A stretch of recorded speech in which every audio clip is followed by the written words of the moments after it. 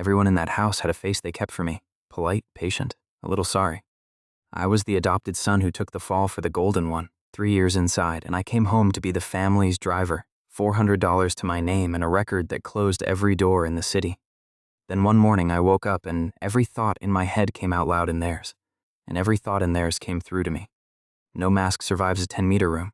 By winter, every liar in that family had heard exactly what I thought of them, and I had heard exactly where the money went and who put me away. You cannot lie to a man who hears the truth under your voice. If a slow, quiet demolition of the people who buried you sounds like a good way to spend an evening, hit subscribe. It's the only thing that keeps these coming. But the first morning, I didn't know any of it yet. Let me start there. 5:40. The alarm goes at 5:40 because the Ashbys eat at 7, and the car has to be warm at the north steps by 6:50, and if it isn't, that gets mentioned. There's a strip of paper taped over my sink. It says Bacham Bomidola. That's the whole number. Everything I have at 24. Do the other math, and it's worse. 3 years of my life for a felony I didn't commit, which works out to $113 a year, paid in reverse. I put on the gray. Ashby House staff wear gray, and on the estate manager's chart I am staff, driver grade 2. There's a grade 1. I'm not it. Nobody writes my name on anything, because a driver with a record is a cracked chair. Fine until the day it isn't, and then it's your fault for keeping it. Here's the family and the time it takes to warm a car. Vivian Ashby runs Ashby Holdings in the Ashby House with the same cool, precise hand. She took me in at 11. I've spent 13 years unable to decide if that was kindness or acquisition, and I've stopped trying because the answer changed nothing. Dorian Ashby is her son by blood, 26, the heir, handsome the way men get when they've never had to be anything else. 3 years ago, a company car went off the coast road with $250,000 of client money missing and a dead man in a second car, and the Ashby name could survive one of those but not both, and it could not survive either one attached to the actual heir. So a version got assembled, expensive and well-fitted, in which the man who signed the transfers and the man who was driving were the same man, and that man was me. I was 19. I took the deal because the alternative was a number of years I couldn't say out loud. Ferris Crane is Vivian's brother, the CFO, a big, soft, smiling man who calls me champ and has never meant a word he's said to anyone. And Iris Kane is at the house 4 mornings a week because she's marrying Dorian, a Kane-Ashby arrangement with the word merger in it more than the word wedding. One thing about Iris, and then we move, at a table that looks at me like a draft under a door. She's the only one who says good morning by name and means the good part. It's the cheapest kind of grace. I filed it anyway. My list of people who've been decent to me is short, and she was on it, and she had no idea. 6:50. Car warm at the north steps. 7 o'clock, the family comes down. And this is the last time I was ever alone inside my own head, and I didn't know to enjoy it. The driver doesn't eat at breakfast. The driver waits against the wall by the sideboard in case someone needs the car, or coffee, or a thing carried. So at 7-Eleven, I'm furniture against a wall, hands folded when it happens. No warning. No dizziness, no light. 1 second I'm running the gray static a man runs when he's trained himself not to think anything sharp, and the next the static's gone and my own voice is very clear, the way it gets clear at exactly the wrong moment, and it is saying, Ferris has had 3 coffees, and he's about to bring up the North account to look busy, and Vivian will let him because it's easier than telling him he's useless, and Dorian hasn't looked up from his phone because Dorian has never once been curious about a room he already owns. And the only reason I'm not walking into the sea is that the sea's a 40-minute drive and I'd have to ask for the car. Not a nice thought. The private, ugly, honest narration that runs under everyone's polite face, mine included. The kind you have 100 times a day and never say. The difference, the whole rest of my life, is that this time the room heard it. I know because the room stopped. Ferris, mid-word, the word north hanging half out of his mouth. Vivian's cup an inch off the saucer not moving. Dorian's thumb frozen on the glass. All 3 looking at the driver against the wall with an expression I hadn't seen in 13 years, undivided attention. My first sane thought was that I'd cracked and said it out loud. So I did the human thing. Sorry. I didn't say anything. Vivian set her cup down slow. No, you didn't. She was looking at me the way you look at a light switch that turned itself on. Your mouth didn't move, Rowan. And Ferris, big soft Ferris, who's never been frightened of anything because nothing's ever cost him anything, said small to no one. He said something about the sea. That's when the floor left. Because I didn't say anything about the sea. I thought about the sea. The 40-minute drive, the walking in, the bottom shelf of my own skull, the part you don't even give words to on purpose. And Ferris Crane had just quoted it back across the eggs. What I did next isn't heroic, and I've made peace with it. I said, "Excuse me," an insane thing to say when the laws of the world have just failed in a rich family's east room, and I walked out to the north steps and put both hands flat on the warm hood, because the hood was solid and almost nothing else was. Then I ran the one test I could think of. Alone on the steps, nobody within 30 feet, I looked at the frost on the windscreen and thought, as hard as I've ever thought anything, there's frost on the windscreen. Nothing. No one heard it because no one was there. So it needs people. Range, some kind of range. I filed it because a fact is a handhold and I was out of handholds. Then the door opened and Dorian came out, and Dorian taught me the second rule without either of us knowing it. He came down with his coat half on, and his face doing the thing it does when he wants something, and hasn't picked whether charm or threat is cheaper. 15 feet away, still walking, before a single word I heard it. Not with my ears. It came in the way my own thought had gone out, clear and interior, unmistakably his and unmistakably not for me. If he's hearing things now, that's a problem. Because the one thing I've always been able to count on is that Rowan keeps his mouth shut. Smile. Find out how much he heard. He stopped in front of me and put on the smile, warm as morning. "Hey, you went white in there. You need a minute?" And I stood there with $340 and a record and the frost melting under my hands, and I understood 3 things at once. 1, I wasn't insane. 2, it went both ways. I'd heard him decide to smile a full second before he smiled, heard the word problem under the word okay, heard the machine turning behind the gold. 3, and this one didn't leave. For 13 years, every person in that house had worn a face for me, and I'd believed the faces. Because what else do? You can't live calling everyone a liar. I was never going to have to believe a face again. "I'm fine," I said. "Just cold." "You sure?" Find out what he heard. "You'll be late," I said. And Dorian Ashby got into the car I'd warmed for him, thinking harder than he'd ever thought about how to learn whether his driver knew, and I closed his door, gentle, the way I've closed it 1,000 times, and for the first time in 3 years I wasn't the only person in that car who was afraid. I didn't have a plan turning the key. I had a windscreen fact, a record, and a family whose faces I'd never trust again. And the first sentence that has ever really mattered to me. Not yet a plan, barely even a thought.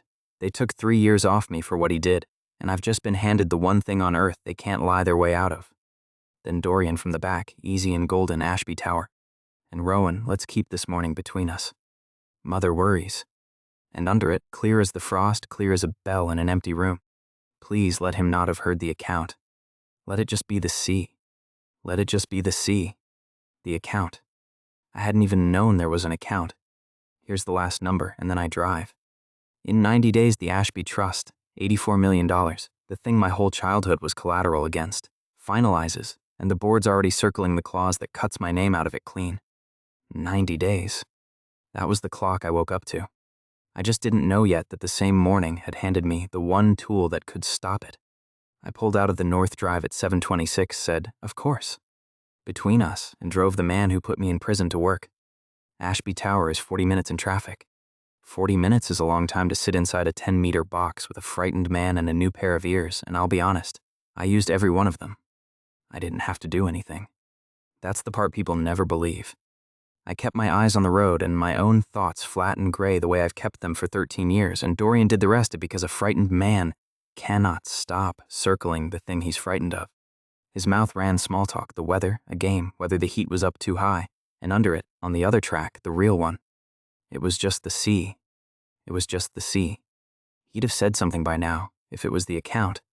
Unless he's no. He took the fall without a word for 3 years. He's not the type. Keep it small. It was just the sea. And there, quarter of a mile down the coast road version of my own history, the number changed under me. Because I'd spent 3 years thinking the account was a dead thing. $250,000, gone once, off a coast road, a closed file with my name on it.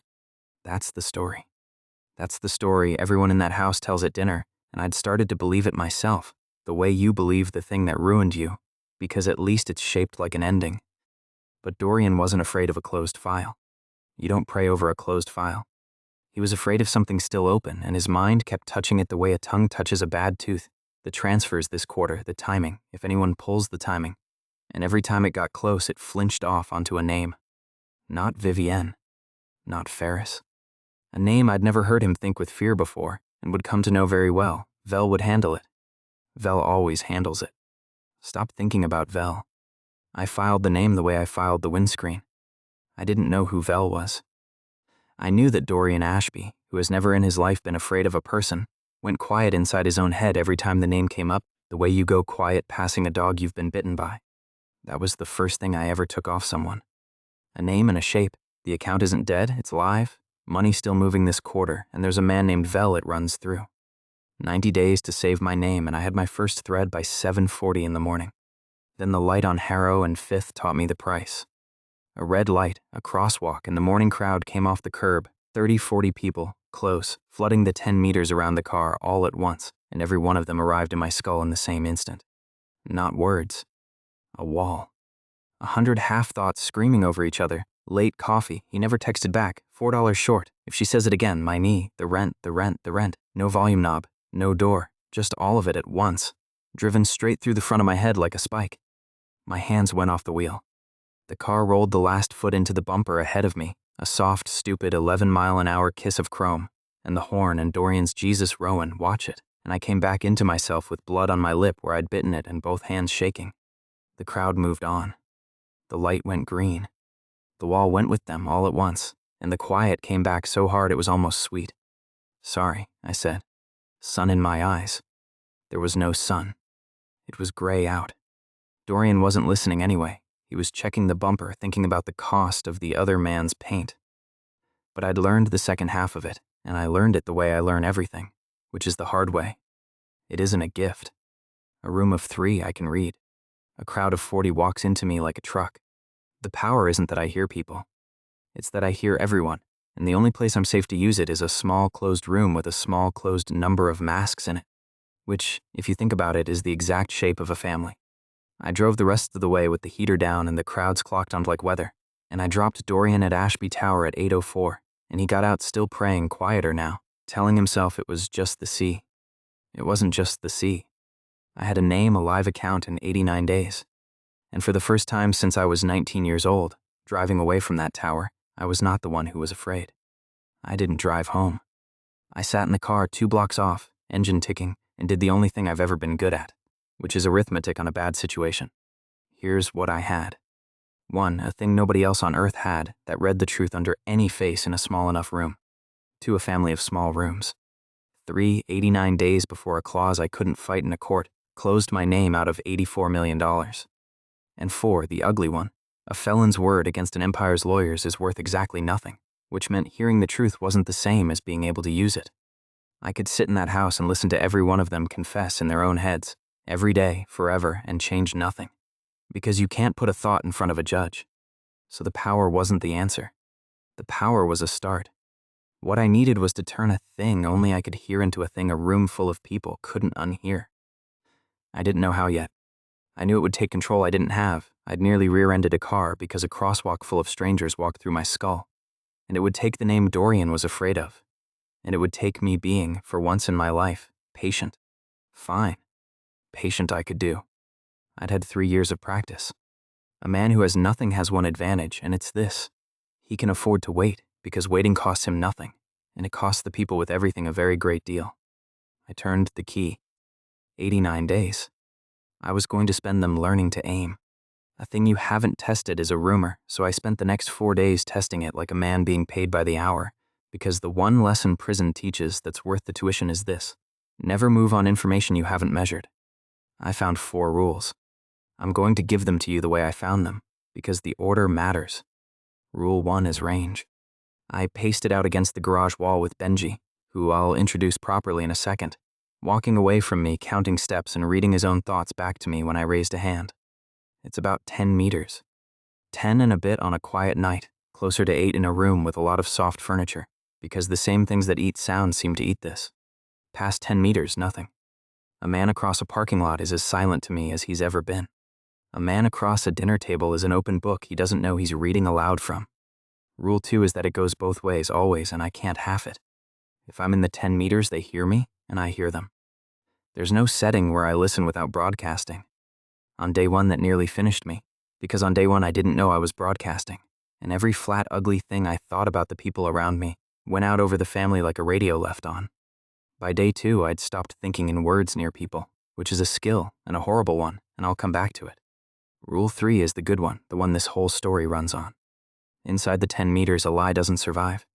When a person speaks, I get the words out of their mouth and the thought under the words at the same time, and when the two don't match, when Ferris says the North account's all squared away, champ, and thinks if the auditor pulls March I'm finished, the gap between them rings like a struck glass. I don't hear lies. I hear the distance between what a man says and what he knows. That distance is the most valuable thing in the world, and nobody had ever been able to measure it before. And now a felon grade 2 driver could measure it off anyone dumb enough to stand near him and smile. I proved Rule 3 on Ferris the second day, and it's worth telling because it's the first time the thing paid me a number instead of a feeling. I drove Ferris to a lunch downtown. In the car, closed box 2 feet away, no soft furniture, he took a call and I got the call and the man both. His mouth, to whoever it was, the North reconciliations clean were squared through Kai, tell them to relax. His mind at the same time flat and cold under the easy voice. If I can hold the March entries out of the poll for 6 more weeks, the shortfall reads as timing. But it's not timing, it's 4.1. And 4.1 doesn't hide behind timing forever. 4.1 million. Under the words squared through Kai. The distance between them rang like a dropped glass, and I kept my eyes on the road and my face like a wall, and drove Ferris Crane to his lunch carrying a number he'd have paid a great deal to know I had. I didn't have proof. I had the thing that comes before proof. I knew exactly where to make somebody dig. A man who knows where the body is doesn't need to have seen it buried. That's when I understood what the gift actually was. It's not a lie detector. A lie detector tells you someone's lying, which everybody already assumes about everybody. This tells you the specific shape and size of the specific truth they're lying about.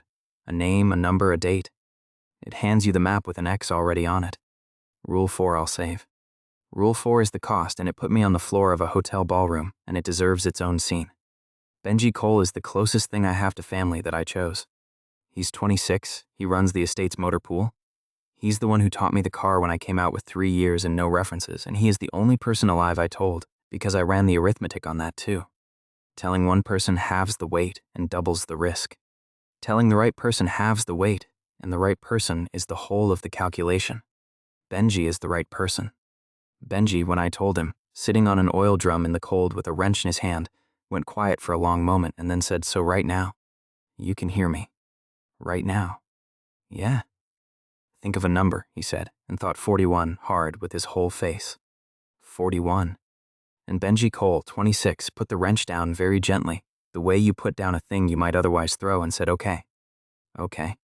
First, and I need you to hear that this is the correct first question, how much of what I have thought in the last 3 years, standing this close to you, do you now retroactively?" "It only started Tuesday, Benji." "Praise God," said Benji with real feeling, and then he was in. All the way in, the way good men are, without a second speech about it. He's also the one who found me the door, and I mean that literally, because for the first 2 days, I thought the broadcast was a life sentence. I couldn't be near anyone without leaking. Benji sat me on the oil drum and made me do the stupidest, most useful drill of my life. He stood 2 feet away and I had to think about nothing while he read my face for a leak. "You're doing it again," he'd say. "You just called Corla. Okay, you're still doing it, over and over, an hour of it, until I found the thing." It's not silence, exactly. It's holding your mind the way you hold your breath. A flat gray pressure, no words, everything felt and nothing sentenced. The instant a thought becomes words, it goes out.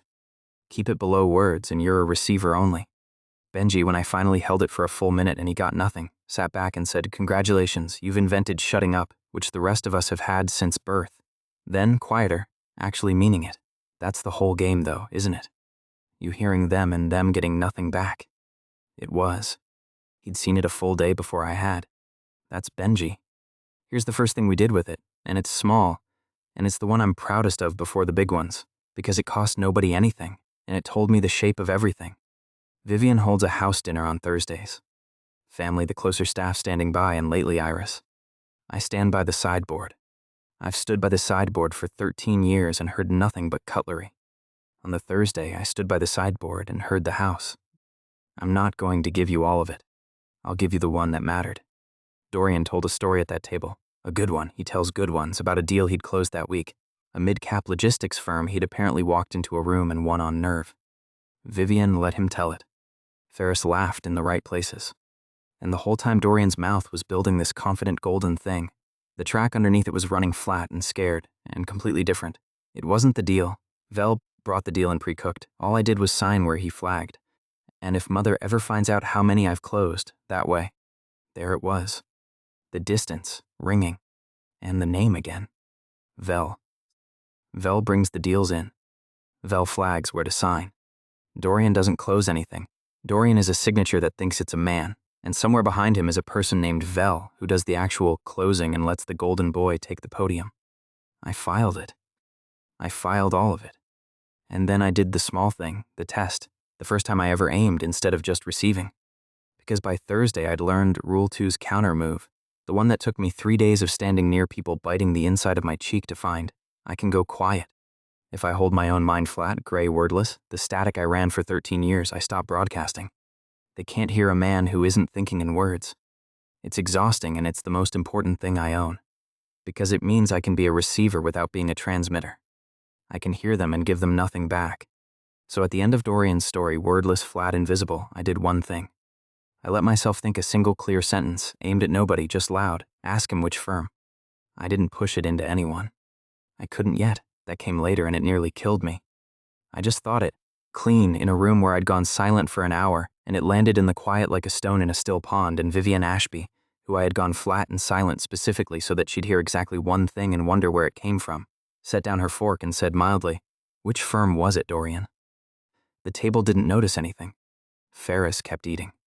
Iris was watching me, actually, but Iris was always watching me, and I didn't understand yet why.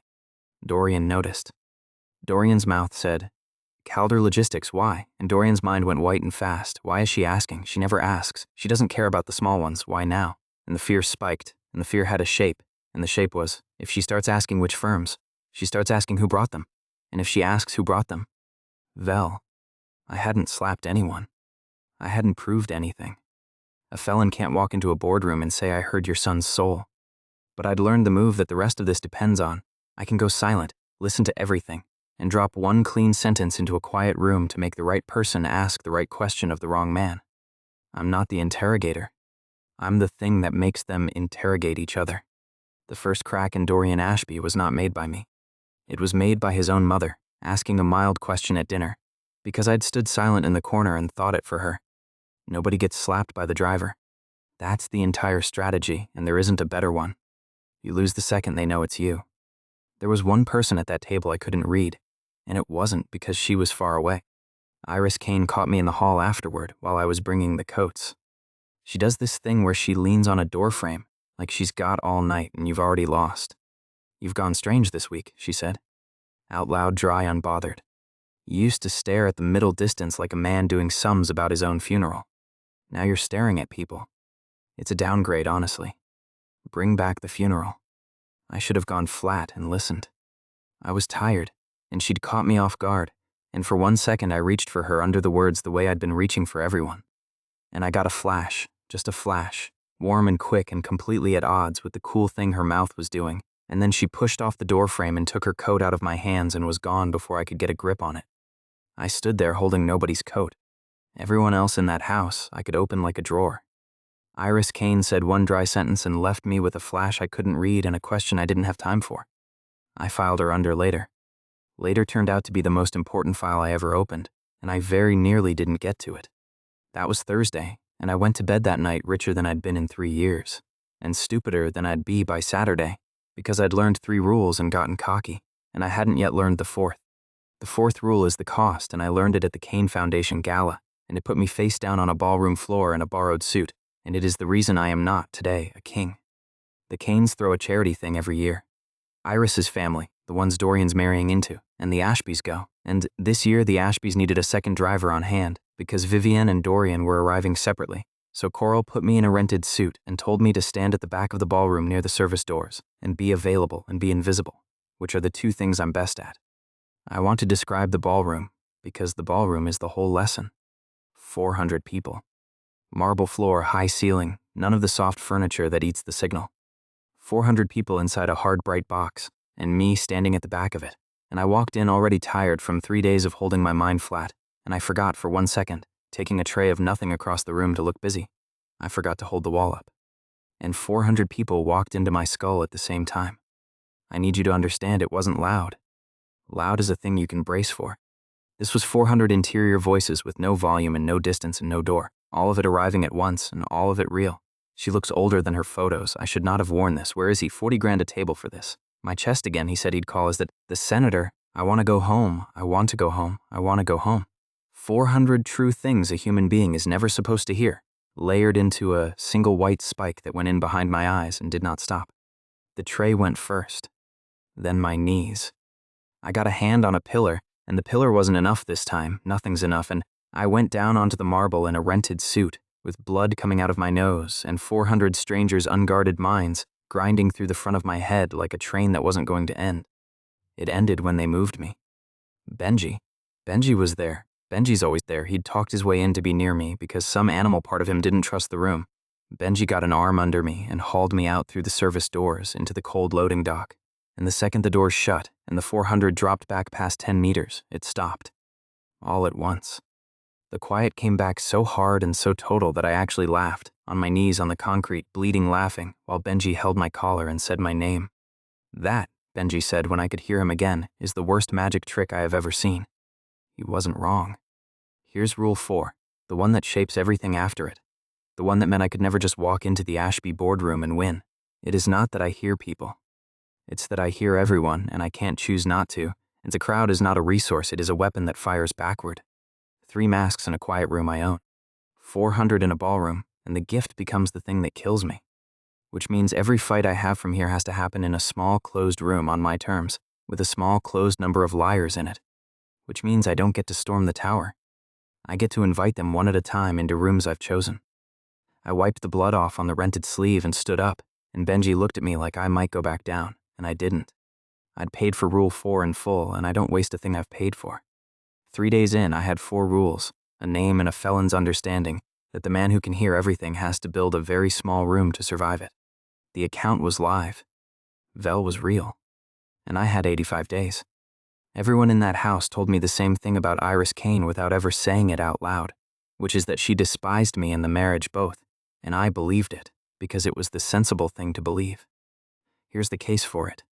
She was a Kane, old money, marrying into the Ashbys to fuse 2 family holdings into something that would own half the harbor. She was cool, quick, and armored, and she treated Dorian across a table the way you treat a piece of furniture you've agreed to buy, appraising, unmoved, faintly bored. And she was marrying the golden man in a house that kept a felon in the garage, and the sensible read on a woman in that position is that the felon in the garage is somewhere between an embarrassment and a joke. That was the file I had on Iris Kane. It was wrong in every particular, and I found out how wrong on a Tuesday in the East Garden, and it reorganized me more than the gift did.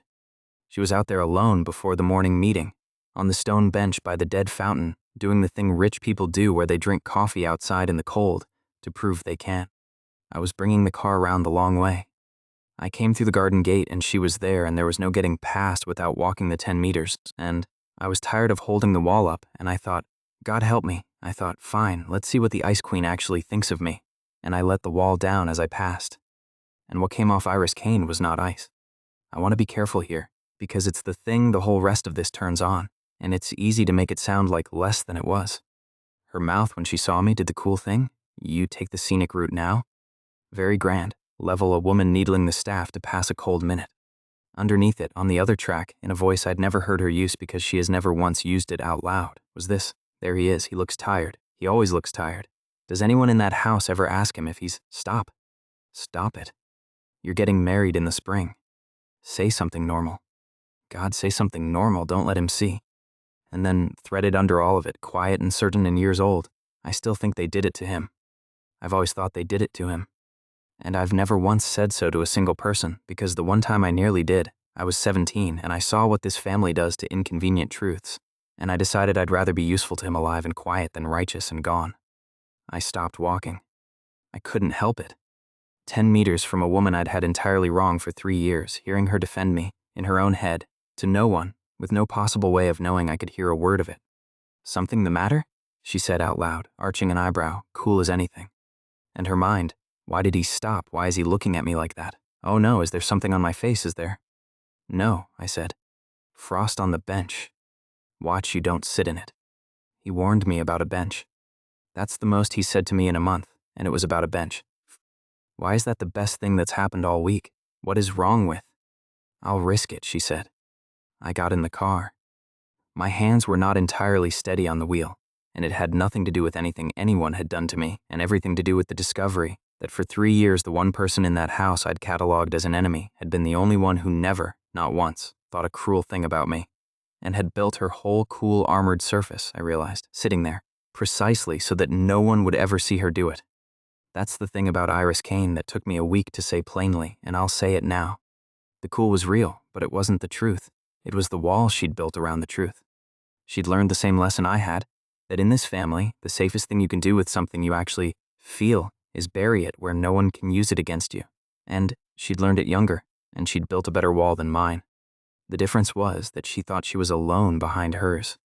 I was the one person on earth who could walk straight through it, and she had no idea, and that put me in a position I did not enjoy and have never fully forgiven myself for. Because here is the shape of it. I now knew that Iris Kane cared what happened to me, cared quite a lot, had cared for years. And she did not know that I knew. Every dry, cool, needling thing she said to me from that Tuesday on came with a second track running under it, flustered, warm, appalled at itself, and I heard both, and she heard neither, and that is not a fair way to know a person. I told myself I wouldn't listen for it. I told myself that on the Tuesday. By Thursday, I'd broken the promise, because there is a specific cruelty to being handed the private warmth of the one person who's ever been kind to you and told you can't have it, and I am not strong enough to have earplugs for that. So I got the comedy of it, which I want to give you, because these were the good days and there weren't many. It went like this. Iris would say something cool. You missed a spot on the wing mirror. Try harder. And think he has nice hands. Why am I looking at his hands? I am a serious person. She'd say, Dorian's late again, quell surprise, and think if Rowan drove me instead of that hired stiff, I'd actually get places on time and also I would combust. So, no. She'd hand me a coat and say, don't crease it, and think, don't touch his hand, don't touch his hand. Oh no, I touched his hand. And I would stand there flat and wordless and giving her absolutely nothing back, keeping my face like a wall, while a woman insulted me out loud and blushed at me on a frequency only I could hear. And it was the best part of my day, every day, and it was slowly breaking my heart, because she was getting married in the spring to a man whose own soul had told me he was a signature that thought it was a person. The worst one, the one that nearly cracked the wall on my own face, was small. She'd come out to the car in the rain without a coat, and I had one, the spare, and I held it out without a word, and she took it and said, cool as glass, you're not paid to be thoughtful, you'll upset the ecosystem. And thought, in the exact same instant, undefended, he remembered, I hate the rain. Nobody in that house has ever remembered anything about me. I could cry. I am not going to cry. I am going to insult his driving. And out loud, also you brake too hard. And underneath, do not cry over a coat, Iris. You are 25 years old and a cane and you will not cry over a coat. I looked at the road very hard, and I did not say a single one of the 4 things I wanted to say, and I have never in my life worked so hard to keep my mind below the level of words, because if one of them had gotten out, she'd have known everything in a sentence. That was the tax on it, the thing that balanced the comedy. Every blush I wasn't supposed to hear was a small warm coin, and every one of them was also proof that I was standing in the one place I most wanted to be, and lying to her by omission the entire time I stood there. I mentioned it to Benji once, badly, sideways, the way you mention a thing you don't want examined. Benji, who misses nothing, put down the wrench. So the one person in that house who's decent to you, he said slowly, is secretly crazy about you, and you know it, and she doesn't know you know it, and she's marrying the guy who framed you. That's the situation. Benji thought about it for a while. Then he said, you know that's not a coincidence, right? That the person with the cleanest head in that house is the one that family's about to sell off. He picked the wrench back up. They don't marry off the ones who go along, Rowan. Iris is a merger. She's a thing they're spending.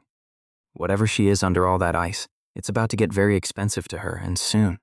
He was righter than either of us knew, and it came due faster than I was ready for, but that's Act 4, and I'm getting ahead. And then, 3 days later, without meaning to, Iris Kane handed me the single most valuable thing anyone gave me in the whole 80 days, and she did it complaining. I was driving her to the Kane offices to sign merger paperwork, a stack of it, the fusing of 2 empires reduced to a folder she had to initial in 40 places, and she was in a mood and she vented at the window the way people vent at a driver they've decided is furniture, which she still half believed I was out loud. Do you know how many pages it takes to marry 2 companies? She said. It's not a wedding, it's a hostile takeover with a cake. And my father's lawyers won't sign the custody of assets section until your side's man rewrites it, because apparently nobody on the Kane side trusts a single comma that comes out of Marcus Vell. I kept my hands on the wheel and my face like a wall and my whole body very still. Vell, I said. Flat. A driver making conversation. Ashby's fixer. The lawyer, she wasn't thinking about it hard. To her it was office noise. But the second track ran under it, idle and unguarded. Father says Vell's the only one who actually knows where the Ashby money is, that Vivienne signs what he puts in front of her now, that if the merger goes bad it'll be because Vell wanted it to. Father doesn't scare. Father's scared of Vell. There it was from the outside this time. Not Dorian's fear, not Ferris's shortfall, a whole separate empire's lawyers looking across the table at the Ashby family and being unable to trust a single comma from one man. The Golden Sun was a signature. The CFO was hiding 4.1. The matriarch signed what he put in front of her. And every road from the inside and now from the outside both ran to the same quiet lawyer nobody could read, including, I was beginning to suspect, me. He sounds thorough, I said. He sounds like a snake in a good suit, said Iris, and thought, why does the driver care about Vell for exactly 1 second and then let it go? Because furniture doesn't care about anything, and I'd spent 3 years teaching everyone in her world that I was furniture. It was the best cover a man ever had, and she'd just poured a state secret into it. I want to mark this because it's the first time the 2 halves of my life touched. The woman I was falling for, without permission, handed the investigation its keystone by accident while insulting me on the way to sign her own life away. If I'd needed a reason to get her out of that marriage that wasn't just the sound of the word "oh," there it was. The same man at the center of the fraud was at the center of the merger, and the merger was Iris. Here's how Act 3 ends on the warm side of it, before everything turned. It was a Friday. I'd driven Iris to a fitting Dorian was supposed to and hadn't, quell surprise, and on the way back she was quiet, both tracks quiet, which was rare, and then she said, not dry at all, just tired, looking out the window, "Can I tell you something you're not allowed to repeat?" And I said sure, and braced, because I thought I already knew everything she could tell me. "I don't think I'm going to be very happy," Iris Kane said to the window, out loud in the clear meaning it. And underneath, no armor on it at all, small, and the only person I'd even want to say that to is a man I'm not allowed to say anything to, who probably thinks I'm exactly as cold as I've spent 3 years pretending to be. I drove for a while. I wanted to tell her I didn't think she was cold. I wanted to tell her I knew about the bench and the coat and the 17-year-old who decided to be useful and quiet. I wanted to tell her the one thing that would have fixed the unfairness, which was, I hear you. I've heard you the whole time. You are not alone behind that wall. I couldn't. Not yet. Telling her meant telling her what I was, and what I was the only weapon I had, and I had 81 days and a family to take apart before that clause closed, and a secret you've shared is a weapon you've handed away. So I did the only thing I could do that was true without being everything. For what it's worth, I said, I've never thought you were cold. Not once. I think you're the only person in that house who isn't. Silence. Both tracks. And then, so quiet the car almost ate it out loud, no dryness left anywhere in it. Oh. And underneath one word warm enough to steer by, oh. I dropped her at the north steps, and I sat in the car after she'd gone in, and I understood that the arithmetic had changed and gotten worse, because it was no longer just 81 days to save my name. It was 81 days to save my name and get a woman out of a marriage she'd told a window she wouldn't survive, and I still couldn't tell her how I knew, or what I was, or that when she thought, oh, I'd heard it. The best day I'd had in 3 years, and I drove away from it with a heavier load than I'd carried in. Benji clocked it the next morning. He clocks everything. You've got to look, he said.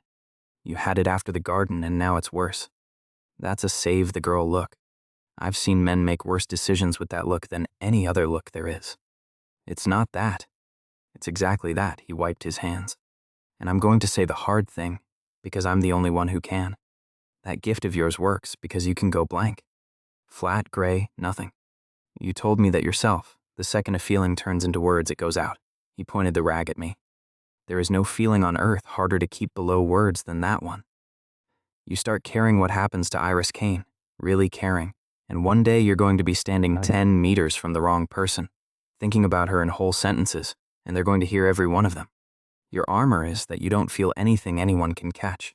She's a hole in the armor. He was right. That's the thing about Benji, he's always right. and he's always kind about it, which is worse. Caring about Iris wasn't just unfair to her. It was the one thing that could make me audible. I told him I'd be careful. I wasn't careful. Nobody ever is about the one thing.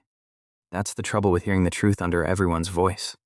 Sometimes the truth is that someone's quietly on your side, and there's still nothing you're allowed to do about it. And worse, that the caring itself is the crack that the whole rest of this is going to pour through. Here's what a driver is if you've never been one. A driver is a man who is legally required to be within 10 meters of powerful people while they believe they're alone. I had spent 3 years being furniture in that seat. Now I understood that the seat was the best listening post in the city, and I started using it like one, and in 11 days I mapped the entire fraud without ever once looking at a document. The method was simple, and it was Ferris. Ferris Crane takes calls in the car because the car is the one place his sister can't walk in on him, and Ferris Crane, being a man who has never paid for anything, has never learned that the price of talking freely is making sure no one's listening.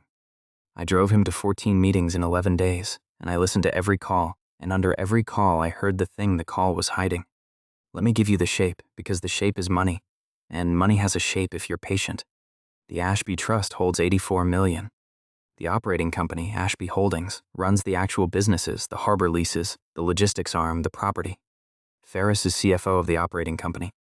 And for about 2 years, Ferris has been running a very tired old trick. He books revenue into the operating company on contracts that are structured to fail 6 months out, takes his cut on the front end while the numbers look good, and lets the failures land in a reconciliation bucket he keeps pushing forward a quarter at a time. The shortfall, the real hole under the good numbers, was $4.1 million when I heard it in the car on day 2.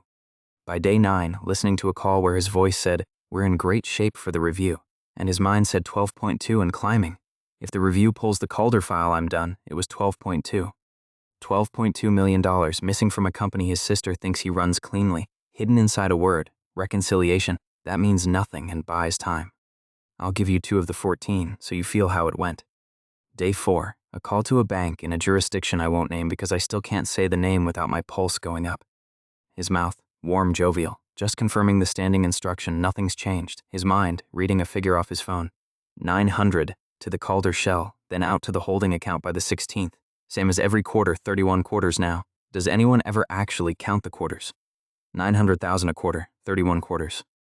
I did the multiplication in the front seat at a red light and had to breathe. That's not a hole.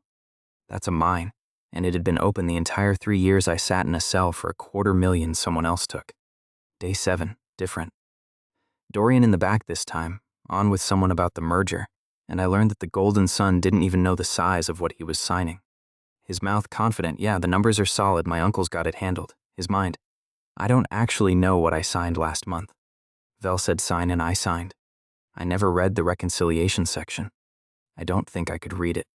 The heir to $84 million signing his own name to a crime he was too incurious to understand, because a lawyer flagged the line with a little sticker. That was the moment I stopped hating Dorian, actually. You can't fully hate a man once you've heard how little is home. And here's the part that turned a fraud into my fraud. Because I listened for 11 days, I didn't just learn the number. I learned that Ferris didn't build the structure. Ferris isn't smart enough to build it, and his own mind told me so, in a moment of self-pity in the back of the car.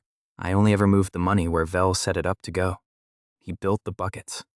He built the whole reconciliation shell. I just feed it. Vel built it. Ferris feeds it. Dorian signs it. Vivian trusts it. 4 people, 1 machine, and only one of them actually understood the machine, and it wasn't any of the ones with the family name. By day 11, I had it whole, and I did the thing I'd been building toward, and it's the cleanest face slap I ever landed, and I want to be precise about how it worked, because it's the whole method. I did not accuse anyone of anything. I made a family accuse itself. It was a Thursday dinner. Vivian at the head, Dorian, Ferris, Iris, and me by the sideboard being furniture. Vivian mentioned in passing that the annual review was moving up 3 weeks. The auditors were coming early. Nothing unusual. A schedule note. Ferris's mind detonated. Early. Early. The Calder file is still open. I need 6 weeks, and I have 312.2. If they pull it early, I can't. And his hand, holding a glass of water, developed a tremor he couldn't stop, and he set the glass down too hard, and water went across the cloth. Everyone looked.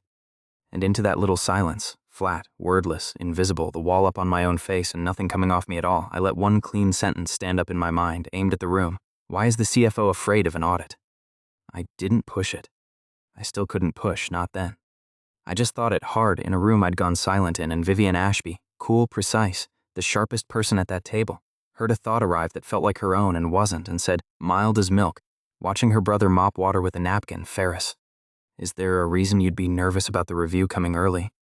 The distance between what Ferris said and what Ferris knew rang so loud I'm surprised the glasses didn't shiver. His mouth nervous? No, it's just hot in here. Champ, isn't it? Is it hot? His mind, she knows. How does she know did Dorian she can't? Vel said we had until.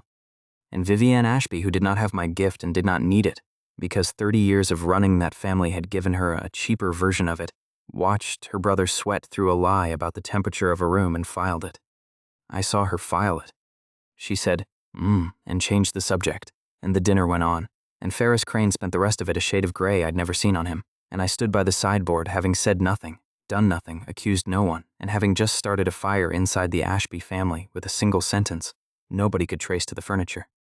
That's the whole engine of this thing, and I'll say it once so it's clear. I never win the fight. I make them fight each other, and I stand at the edge, invisible, feeding the true question to the one person positioned to ask it. Vivian would take Ferris apart over the next 2 weeks far more thoroughly than I ever could, because she had subpoena power inside her own company and I had a felony record. All I had to do was make her curious. Curiosity in a family of liars is a lit match. I told Benji the whole map that night in the garage, laid out on the hood in the cold, and Benji listened to all of it and then put his finger on the one crack in the middle of it, because that's what Benji does. Okay, he said. You know where 12 million went. You know Vel built it, and Ferris feeds it, and Dorian signed it. You know all of it. He tapped the hood. Now what? Now you what? Walk into a police station? Officer, I heard a man's soul. You're a felon, Rowan. You did 3 years for financial crime at this exact company. You want to guess whose word a court takes, yours or the family lawyers? He wasn't being cruel. He was being the only person willing to say it. Everything you got by hearing a thought. There is no thought in the world you can put in an evidence bag. You know the truth. Knowing the truth and proving it are 2 different countries, and you don't have a passport to the second one. He was right, and it was the wall the whole rest of this ran into. I could hear every liar in that family confess in their own skull, daily, forever, and it added up to nothing, because the law does not run on what a man knows. It runs on what a man can show. And I had a felony record and a superpower that left no evidence. So I don't need to prove it, I said slowly, working it out as I said it. I need to make one of them prove it. Out loud. In front of the right people. In a room I control. Benji looked at me for a while. That's a plan that ends with you in a very small room with a very dangerous lawyer. Probably. Just so we both said it. He picked the rag back up. That's Benji agreeing. I went to bed that night up $12.2 million worth of leverage I couldn't legally use, but could absolutely aim. And I made the mistake that cost me the middle of this story, which was that I got greedy, and I let it show. Because here's what I didn't account for. There was a 5th person watching that dinner, and he wasn't at the table, and he was the only one who mattered. Marcus Vel doesn't eat at the Ashby house. Vel is the lawyer, the fixer, the man Iris's father can't trust a comma from, the man Dorian prays to, and Ferris feeds and Vivienne signs for. He's at the house maybe twice a week, always on business, always briefly, a lean gray man in a good suit who calls everyone by their surname and has never once in my hearing said a sentence he hadn't decided on first. He was in the study that Thursday, waiting for Vivienne, when I brought the coats through. 10 meters. I did what I now did to everyone as easily as breathing. I let the wall down and reached for the thought under the man. And I got almost nothing. I want to describe it, because it frightened me more than anything had since the first morning. Every other person I'd ever stood near ran 2 tracks, the mouth and the mind, the said and the known, and the gap between them rang. Vel ran one. Or rather, the track I could reach was so quiet, so ordered, so deliberately shaped, that it was like reading a letter written specifically to be read over your shoulder. Ashby's late. The Calder file needs closing by the 14th. The Kane section wants a redraft. Clean. Flat. True, as far as it went, and I understood, standing there with a stack of coats, that it went exactly as far as he wanted it to, and not 1 inch further. He looked up at me. A lean gray man with quiet eyes that did the thing good interrogators' eyes do, which is rest on you a half-second longer than comfort allows and take that half-second as payment. And he said, out loud, pleasant, precise, "You're the driver." "Yes, sir." "Ryland?" "Rowan." "Rowan," he said at once, filing it, the way I file names, and I did not like the symmetry of that at all. Then he did something no one else in that house had ever done to me. He kept looking. Most people, when they've placed you as furniture, look away. That's what furniture is for. It's the thing your eyes are allowed to slide off. Vel didn't slide off. He held it, and he ran that one clean ordered track while he did, and let me have exactly as much of it as he chose. The families got noisy this week. Somebody stirred it. The sons rattled, the brothers sweating, and none of them have the wit to have started it themselves. So it's someone quiet. Someone who's always here and never counted. Find out who's new. Who's new? Nobody was new in that house. Nobody had been new in that house in years. Except that 13 years of furniture had, 11 days ago, started listening. I took the coats out. I kept my mind flat all the way down the hall, flatter than I'd ever held it, because for the first time since the first morning I'd met a man who might, if I wasn't careful, hear the shape of the silence I was keeping, and understand that a man who holds his mind that flat is a man who has a reason to. And here's where I have to admit the greed, because it's the pin the whole middle of this story turns on. I'd gotten good, and I'd gotten fast, and 11 days of standing in rooms where I was the only one who knew what was happening had made me feel, for the first time in my life, powerful. And a man who has never been powerful and suddenly does not spend it carefully. Over the next week I pushed. I fed Vivian one question too many. I let Ferris catch me looking at him once, half a second too long, with something on my face that furniture doesn't have. I answered a thing Dorian was thinking before he'd finished saying the out-loud version, and watched his eyes narrow. None of it was much. Each one was tiny. But Vel had told his own disciplined mind to find the new thing in the house, and Vel was the kind of man who assembles tiny things. A driver who flinches at the right moments. A driver whose name 3 separate Ashbys had started saying uneasily without being able to say why. A family that had run quiet for years and gone loud the same week a felon came out of the garage and started paying attention. I didn't know I was leaving a trail. That's the thing about feeling powerful. It feels exactly like being safe, right up until it isn't. I was up 12 million in leverage, and I was leaking a trail of small, strange moments straight to the one man in that house patient enough to follow it, and I would not find out how well he'd followed it until it was a beautifully sprung trap with my name on it and 400 witnesses. 12.2 million. 11 days. And a lean gray lawyer who ran one track on purpose, filing the driver's name wondering who was new, and I'd realized far too late, already starting to guess the answer. That night I did the one thing I could do that didn't involve standing near anyone, which is that I looked Marcus Vel up. Benji got me an hour on the estate office computer, while the house slept, and I want to tell you what a man learns about Marcus Vel from the record, which is almost nothing, and how the almost nothing was his most frightening file of all. No firm of his own. He'd been of counsel to the Ashbys for 19 years, longer than I'd been in the house, longer than Dorian had been an adult. Before that, 3 other old families, each of which had gone through a quiet crisis while he was there, and come out the other side smaller and cleaner, with a rival somehow ruined in the wash. No cases in his own name. No press. No photograph newer than a decade. A man who had spent 19 years standing exactly where I stood, close to power, uncounted, invisible on purpose, and had gotten so good at it that he'd made himself hard to see even in a database. I sat back in the dark office and understood 2 things about the man I was going to have to beat. The first was that Vel had been running my exact strategy for 19 years, without a superpower, just patience and a disciplined mind, and had never lost. The second was that a version of events had been assembled 3 years ago to put a 19-year-old in a cell for a crime the Golden Son committed, assembled expensive and well-fitted, the way a good suit is assembled, and I had spent 3 years assuming Dorian had done the assembling. Dorian couldn't assemble a sandwich. Somebody had built that frame the way somebody had built the reconciliation shell. And it was the same somebody, and I had just spent an hour reading his blank and careful record. 79 days. And I finally knew whose name to put at the top of the list. The fraud was Ferris. The signature was Dorian. The trust was Vivienne's to close in 79 days. But the machine was Vel's, and Vel had just noticed the room had grown an ear. I spent the next week doing the one thing my whole life had trained me for, which is being close to a dangerous man and giving him nothing. And in that week I learned 2 things. What Vel had done to me 3 years ago, and that I could do a thing to other people I hadn't known was possible. The frame first, because I'd earned the frame, and hearing the shape of it confirmed was the coldest satisfaction I've ever had. Vel came to the house more that week. The merger was closing, the review was moving up, and both of those ran through him. I made myself available for every drive, every coat, every errand that put me inside 10 meters of the man, and I learned to read the one track he let run the way you learn to read a face that's decided to give you nothing, by what it steps around. Because here's the thing about a disciplined mind. Vel didn't leak, but a mind that has decided not to think about something is still, in a way, thinking about it. It's spending effort going around a shape, and if you stand close enough and long enough, you can feel the shape by the detour. Every time the review came up, his ordered track routed carefully around one file. Every time my name came up, and it came up, 3 Ashbys were saying it now, his track went smooth and blank in a way that smooth blank things aren't unless someone's holding them smooth.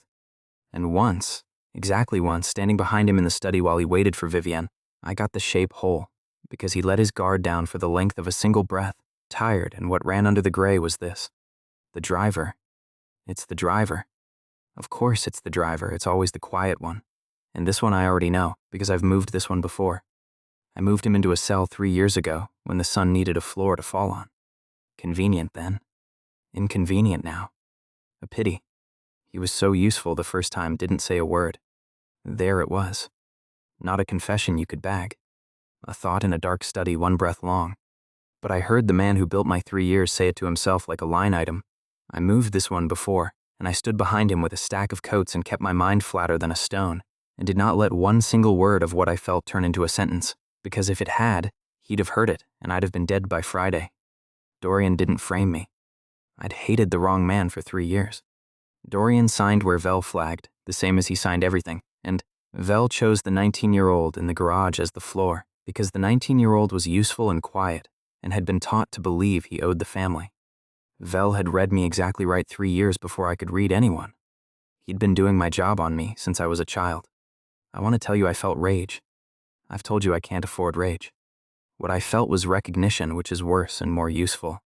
I was looking at what I'd become if I ever decided that people were only line items to be moved. Vel wasn't a monster. He was a version of me that had made one decision differently a long time ago, and had gotten very, very good at it. And it made me go back over my own arrest that night, in the dark, and see it again with the right man's hand in it. Because at 19, in the worst week of my life, there were things I'd filed under bad luck that stopped being luck the second I knew Vel had built it. The public defender who called me son and looked at his watch and told me the deal was the only sane play. I'd assumed he was overworked and useless. But a man like Vel doesn't leave the floor's defense to chance. He'd have known exactly which overworked, useless man would draw my file, because arranging which tired hand draws which file is precisely the kind of quiet lever a 19-year fixer keeps oiled. The witness who placed me on the coast road that night, a company security man who'd since been let go with a generous package. Generous, of course, why not? It cost the trust nothing to be generous to a man who's already served his purpose. The confession they had me sign, drafted so cleanly, so fitted, so unlike anything a panicking teenager writes. I'd been too frightened at the time to wonder who'd written it. I knew now who wrote it. The same hand that wrote the reconciliation shell and the merger contract with Iris's name in it. Vel doesn't do many things. Vel does one thing over and over for whoever owns him. He builds the paperwork that turns a person into a floor for someone more valuable to stand on. I had been that paperwork. Iris was about to be. And the only thing that had ever gone wrong with a single one of Marcus Vel's constructions was that this time the floor learned to hear. That was the week I also learned to push. It happened by accident, and it nearly put me on the floor. I was in the garage with Benji, and we were arguing, quietly, but arguing about whether I was moving too fast, and he was across the wide bay, maybe 8 meters, under a car, and I was frustrated, and I thought a thing at him. Not near him. At him. With intent, the way you'd throw something. I thought, hard and aimed, come out from under there, you're going to miss this, and I pushed it the way you push a door. Benji came out from under the car. He came out fast, banging his head, and sat up and said, "What? What am I going to miss?" And then he stopped, because I hadn't said anything, my mouth hadn't moved, and I was standing across the bay with blood coming out of my nose again and my knees not entirely under me. Because it costs. God, it costs. Receiving is free, that's the tragedy of the ballroom, I can't stop receiving. But putting a thought across a gap into a specific head against its will is like lifting something with a muscle you didn't know you had until it tears. That one sentence, 8 meters, into a friendly and unguarded mind, and I was bleeding and shaking and had to sit down on the cold floor. Benji sat down next to me. You just put a thought in my head. Yeah. On purpose. Yeah. He was quiet for a while. Then, the way Benji gets to the center of everything, that's not hearing anymore, Rowan. Hearing, you can tell yourself you're just a witness. That, he nodded at the blood on my sleeve, that's a weapon. You can put a thing in a man's head that he'll think is his own. You understand what that is? That's the thing every liar in that house wishes they had. That's Vel's whole life, except you can actually do it and he can only fake it. I did understand. I understood that receiving made me a witness and pushing made me a weapon, and that a witness changes nothing and a weapon changes everything, and that the cost of the weapon was that I could fire it maybe once, maybe twice, before I was on the floor and useless, which meant that when I finally used it, I'd get one shot in one room, and it had better be the right thought into the right head at the right second. I practiced it that week until my nose was permanently a little bruised and Benji made me stop, and I want to give you the rules of it plainly, because everything in the last third of this story runs on these numbers, and I don't want you guessing. Range, about 5 meters to push, half of what I can hear. Closer is cheaper. Cost, one clean short sentence into one guarded head. Costs me a nosebleed and a shake in the hands and about a minute where I'm no use to anyone. 2 in a row and I'm on the floor.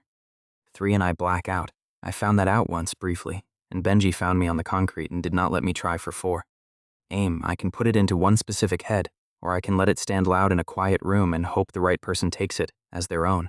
But the specific push, the one that lands as your thought in your voice, only works one head at a time, and only when the room's quiet enough that I'm not drowning.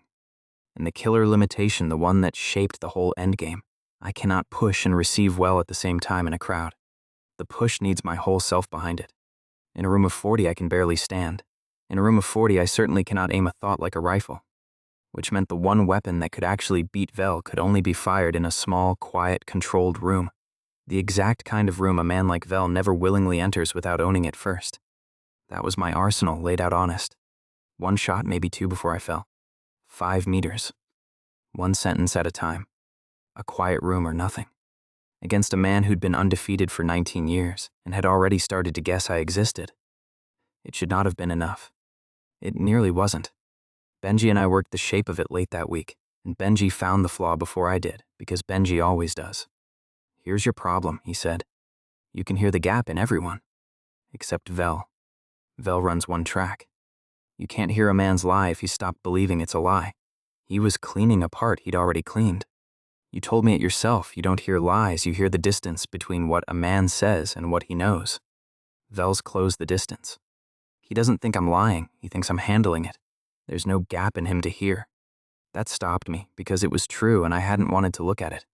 Every weapon I had worked on the distance between the mask and the man. Vel had spent 19 years welding his mask to his face. There was no gap. Standing behind him got me detours and 1 tired breath a month. It would never get me a confession because Vel had made himself a man who never, even alone, confessed anything to himself. So I can't catch him lying, I said slowly. No, but I can make him think a thing that isn't true. I can push. Benji went still. Say that again. The push. I put a thought in a head and it lands as their own. What if I don't push a confession? I can't. He'd never think one. What if I push him a fact? A wrong one. Something that makes him, for 1 second, believe the game's already lost in a specific way it isn't. And a man who believes the game is already lost stops guarding the thing he's lost, Benji finished, quiet. The gap opens. For 1 second, between believing it's over and finding out it isn't, even Vel would have a gap. And that's when he stopped. That's the most dangerous thing I've ever heard you say, and it might work, and I hate it. It was the whole plan in a garage 3 weeks early. I didn't have the room yet, or the people, or the second half. But I had the shape. You don't beat a man with no gap by listening harder. You make him, for 1 heartbeat, believe a lie of your own, and in the space where his certainty cracks, you take everything. I just needed a quiet room, a reason to get all of them in it, and to survive long enough to build both. And then, on the Friday, the warm side of my life cracked open and made all of it more urgent, because I drove Iris to a dinner and learned she was the price. She was quiet in the car both ways, both tracks quiet, and on the way home she finally said it, out loud, looking at the window. No dryness left. The merger's changed. It's not Kane and Ashby anymore. There's a third name now. Somebody bigger's buying the whole thing, both families, and the deal only works if she stopped. If what? I said. If I'm part of the package, said Iris Kane to the glass. And underneath, no armor on it at all, small and clear and terrified, they're not merging me into the Ashbys anymore.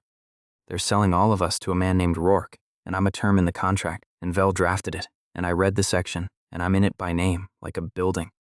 Rourke. A new name at the top of a taller ladder, and Iris in the contract by name, drafted by the man who'd built my cell. Everything ran to Vel, and now everything Vel built was being sold to someone bigger, and the woman I wasn't allowed to want was a line item in the sale. I drove the rest of the way holding my mind so flat it hurt, because what I was feeling could not be allowed to become words, and what I was feeling was that I had 72 days, 1 shot, 5 meters, 1 sentence, and now 2 things to save instead of 1, and they were the same fight, and it had just gotten a great deal taller. I'm going to fix it, I said. Out loud. A stupid thing for a driver to say. Iris looked at me in the mirror. Her mouth wanted to be dry about it. It couldn't quite manage. You're a driver, Rowan? And underneath, not dry at all, almost afraid to think it, and somehow that's the first time in a year I've believed anyone. I didn't answer that. I couldn't. But I filed it, and it went to the top of a very short list above even my own name. Here's what changed in me that night, and it's the thing that made the last third of this possible and nearly got me killed doing it. Up to the Friday, the plan had been clean, and clean is safe. Get my name off the frame, save myself the 84 million, walk out of that house a free man and never look back. A cold man's plan, and a cold man survives because a cold man never wants anything badly enough to be careless. After the Friday, I wanted something badly. I wanted Iris Kane out of a contract she'd read her own name inside of, drafted by the man who'd built my cell. And the wanting was the exact thing Benji had warned me about, the crack in the armor, the feeling too big to keep below the level of words. Every time I thought about her being a term in Rourke's paperwork, it tried to become a sentence, and a sentence would go out, and out was where Vel was listening. So I was now trying to do the most dangerous thing a man with my gift can do. Fight a patient enemy while caring, hard, about an outcome, in a house where any strong feeling I let turn to words could be overheard by the one man I couldn't afford to be heard by. 72 days. 2 people to save in the same fight. 1 shot, 5 meters, a quiet room I didn't have yet. And now a heart I couldn't keep quiet, which is the one thing my whole life had taught me to do, and the one thing I just lost the knack of at the worst possible time. A cold man survives. I'd stopped being a cold man in the back seat of my own car, and I knew it, and I drove home anyway, because some trades you make with your eyes open and would make again. Julian Rourke was the first man I ever met that my gift couldn't help me with, and he wasn't even the one who beat me. He was just the weather the trap happened in. Rourke owns things. That's the cleanest way to say it. A conglomerate with his name on it that had spent a decade eating harbor families like the Ashbys and the Kanes and getting bigger on them, and now it was eating both at once. And Vel was holding the door. I got close to him once at the signing reception, and I did what I do, and what I heard off Julian Rourke frightened me in a completely new way. There was no gap. Not the way there was no gap in Vel. Vel had welded his mask on with discipline. Rourke just didn't wear one. His mouth said, "I'm buying your families because you built something worth taking and couldn't hold it." And his mind said the exact same thing, in the same words, with the same flat satisfaction. He was honest.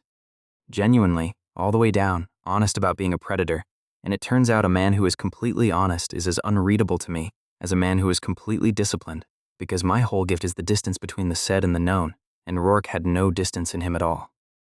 He said what he knew. He knew what he said. He was a wall with the truth painted on the outside. I tested it once, deliberately, because I couldn't believe it. I carried a tray of glasses past him and let the wall down full and thought a small provocation at the edge of his mind.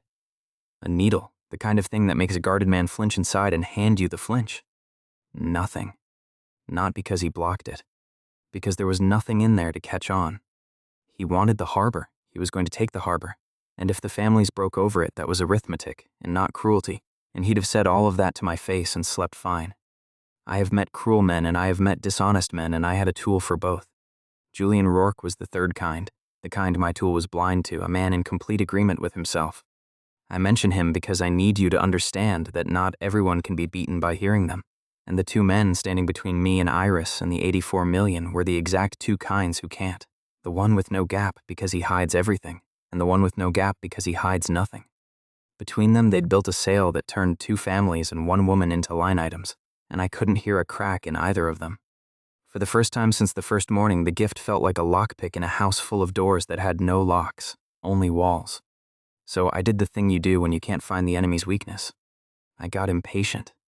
And Vel had been waiting for exactly that for 3 weeks. Here's how he took me, and I've gone over it enough times to tell it clean. Even the parts that make me look like a fool, because I was one. Vel couldn't have known what I was. Telepathy isn't a thing a lawyer puts in a file. But he didn't need to know what I was. He'd worked out what I was doing, that the quiet driver, the useful floor from 3 years ago, had come out of prison and somehow become the reason a stable family had started tearing at itself. He didn't need the mechanism.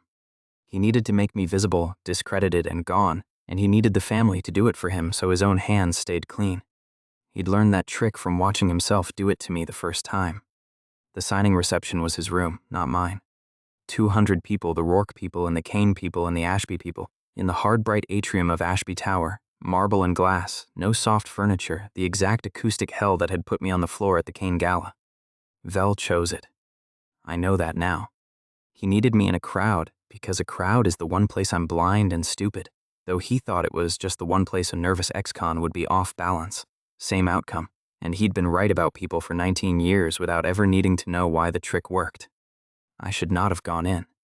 Corell put me on standby at the reception because Vivienne and Dorian were arriving separately, same as the gala, and I could have found a reason to stay by the cars.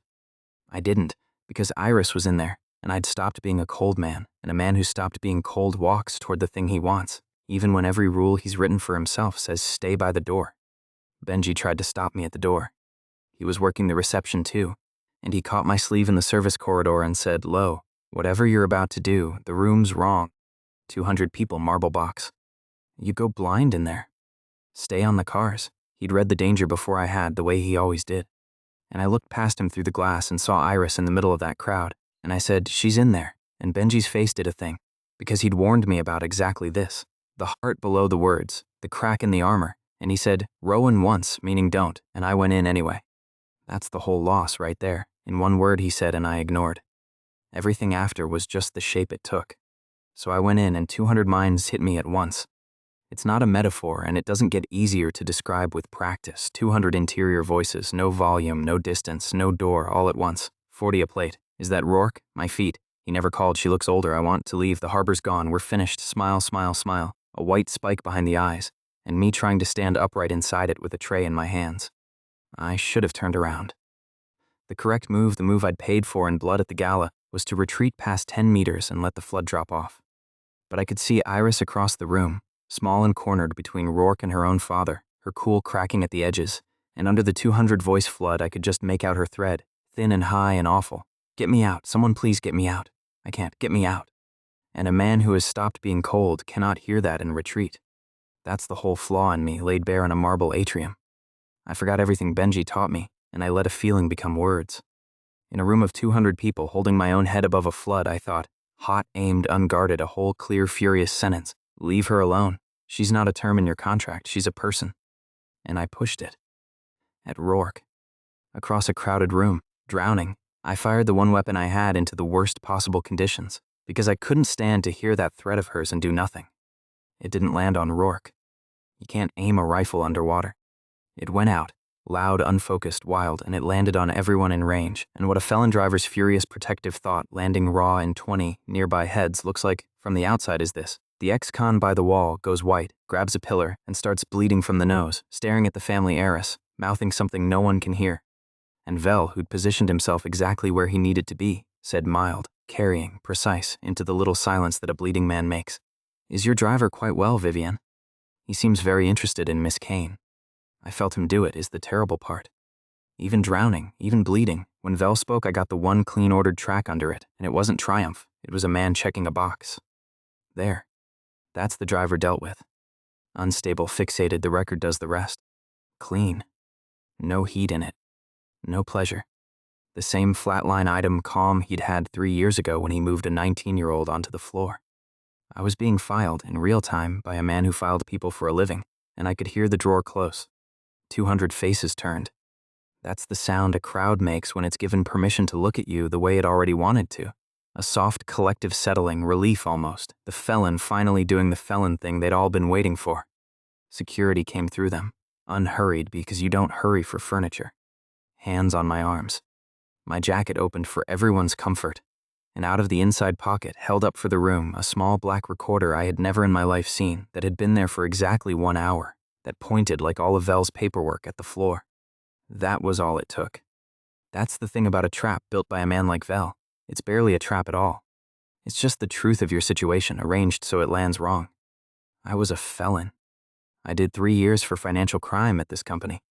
I was bleeding and fixated and staring at the fiancé of the heir in front of 200 people and standing near me when security moved me back and emptied my jacket for everyone's comfort was a small recording device that I had never seen before and that Vel's people had put there an hour earlier. Because of course they had, because that's what the paperwork looks like when Vel writes it, fitted and expensive and pointing at the floor. An unstable ex-convict, obsessed with the heiress, carrying a covert recorder at a private family signing. That was the story. It was a lie assembled out of true-looking parts, and it was the exact same kind of lie that had put me away at 19, and it was airtight for the same reason. The word of a felon against the word of the family lawyer is worth nothing, and I knew it. And Benji had told me it 3 weeks before in a garage, and I'd walked into the crowd anyway, because I couldn't bear a thread of fear in a woman's mind. I want to be honest about the bottom of it.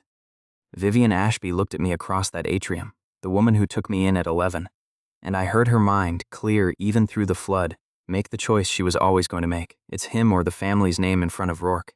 And it was always going to be him. It's always him. I'm sorry, it has to be him. And out loud, cool and final, she said, remove him. And Marcus, start the paperwork to close his interest in the trust. Today. Today. Not in 70 days. Today. They walked me out of Ashby Tower through the service doors. The same doors Benji had dragged me out of at the gala, except this time it was security's hands and not a friend's. And the crowd watched the felon go, and every one of them had their worst assumption about me confirmed in a single clean afternoon. The number on the loss, 84 million, gone. The clause I'd had 70 days to fight now moving through same day on Vel's own hand. My name, 3 weeks of work, 1 shot at the trust, spent, in a crowd, on a thought that didn't even land, thrown because I'd stopped being able to keep my heart below the level of words.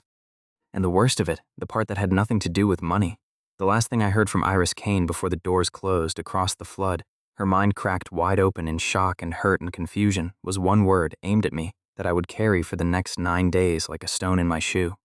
Spy? She'd heard the story too. And she had no way to know it was a lie, because I'd never told her what I was, because a secret you share is a weapon you hand away, and now the one weapon I'd guarded so carefully had cost me the one person I'd been guarding it for. I sat on the cold loading dock where Benji found me. No blood this time, just empty, and did the arithmetic, and for the first time since the first morning the arithmetic came out 0. No trust. No name cleared. No room, no plan, and a woman 2 floors up who thought I was a spy. Vel had done in one afternoon what he does. He'd turned me into a floor again.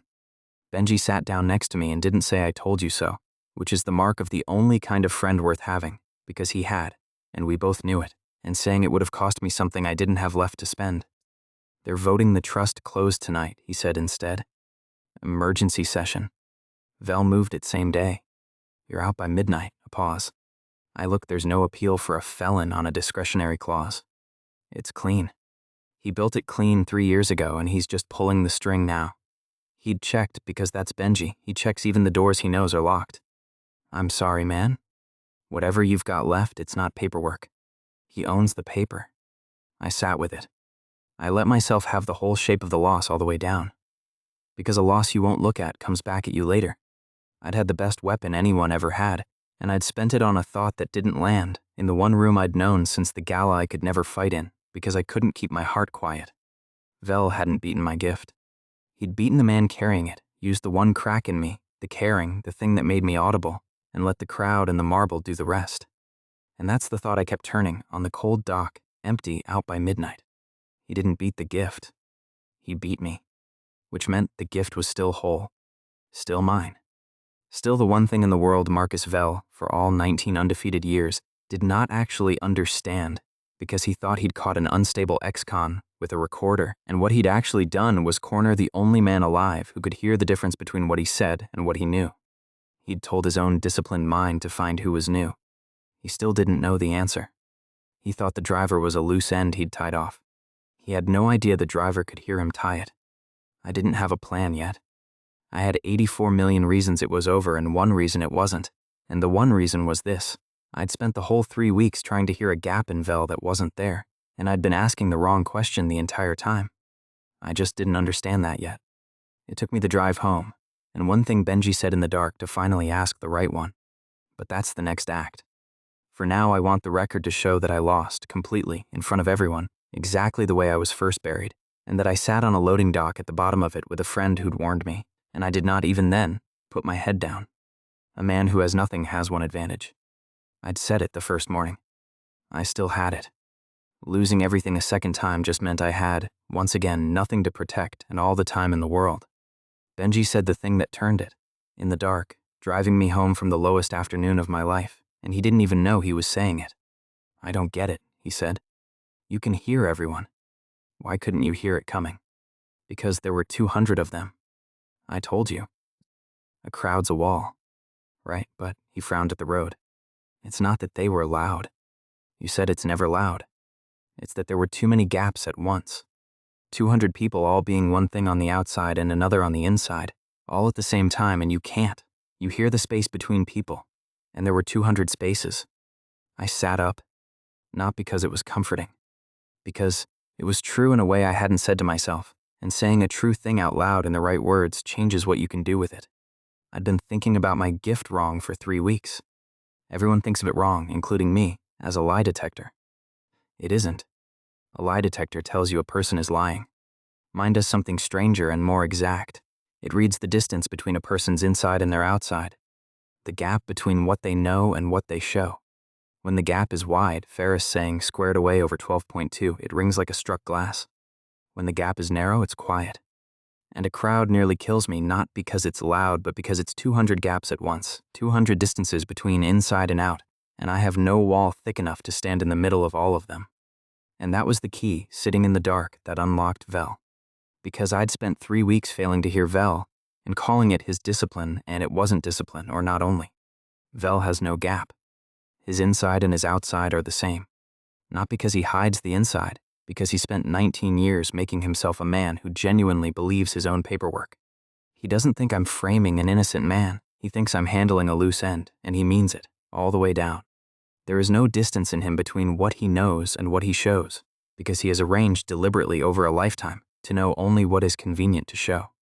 Rourke was the same by nature. Vel made himself that way on purpose. 2 men with no gap. My whole gift is the gap. Of course I was blind to them. So you cannot catch Vel by listening.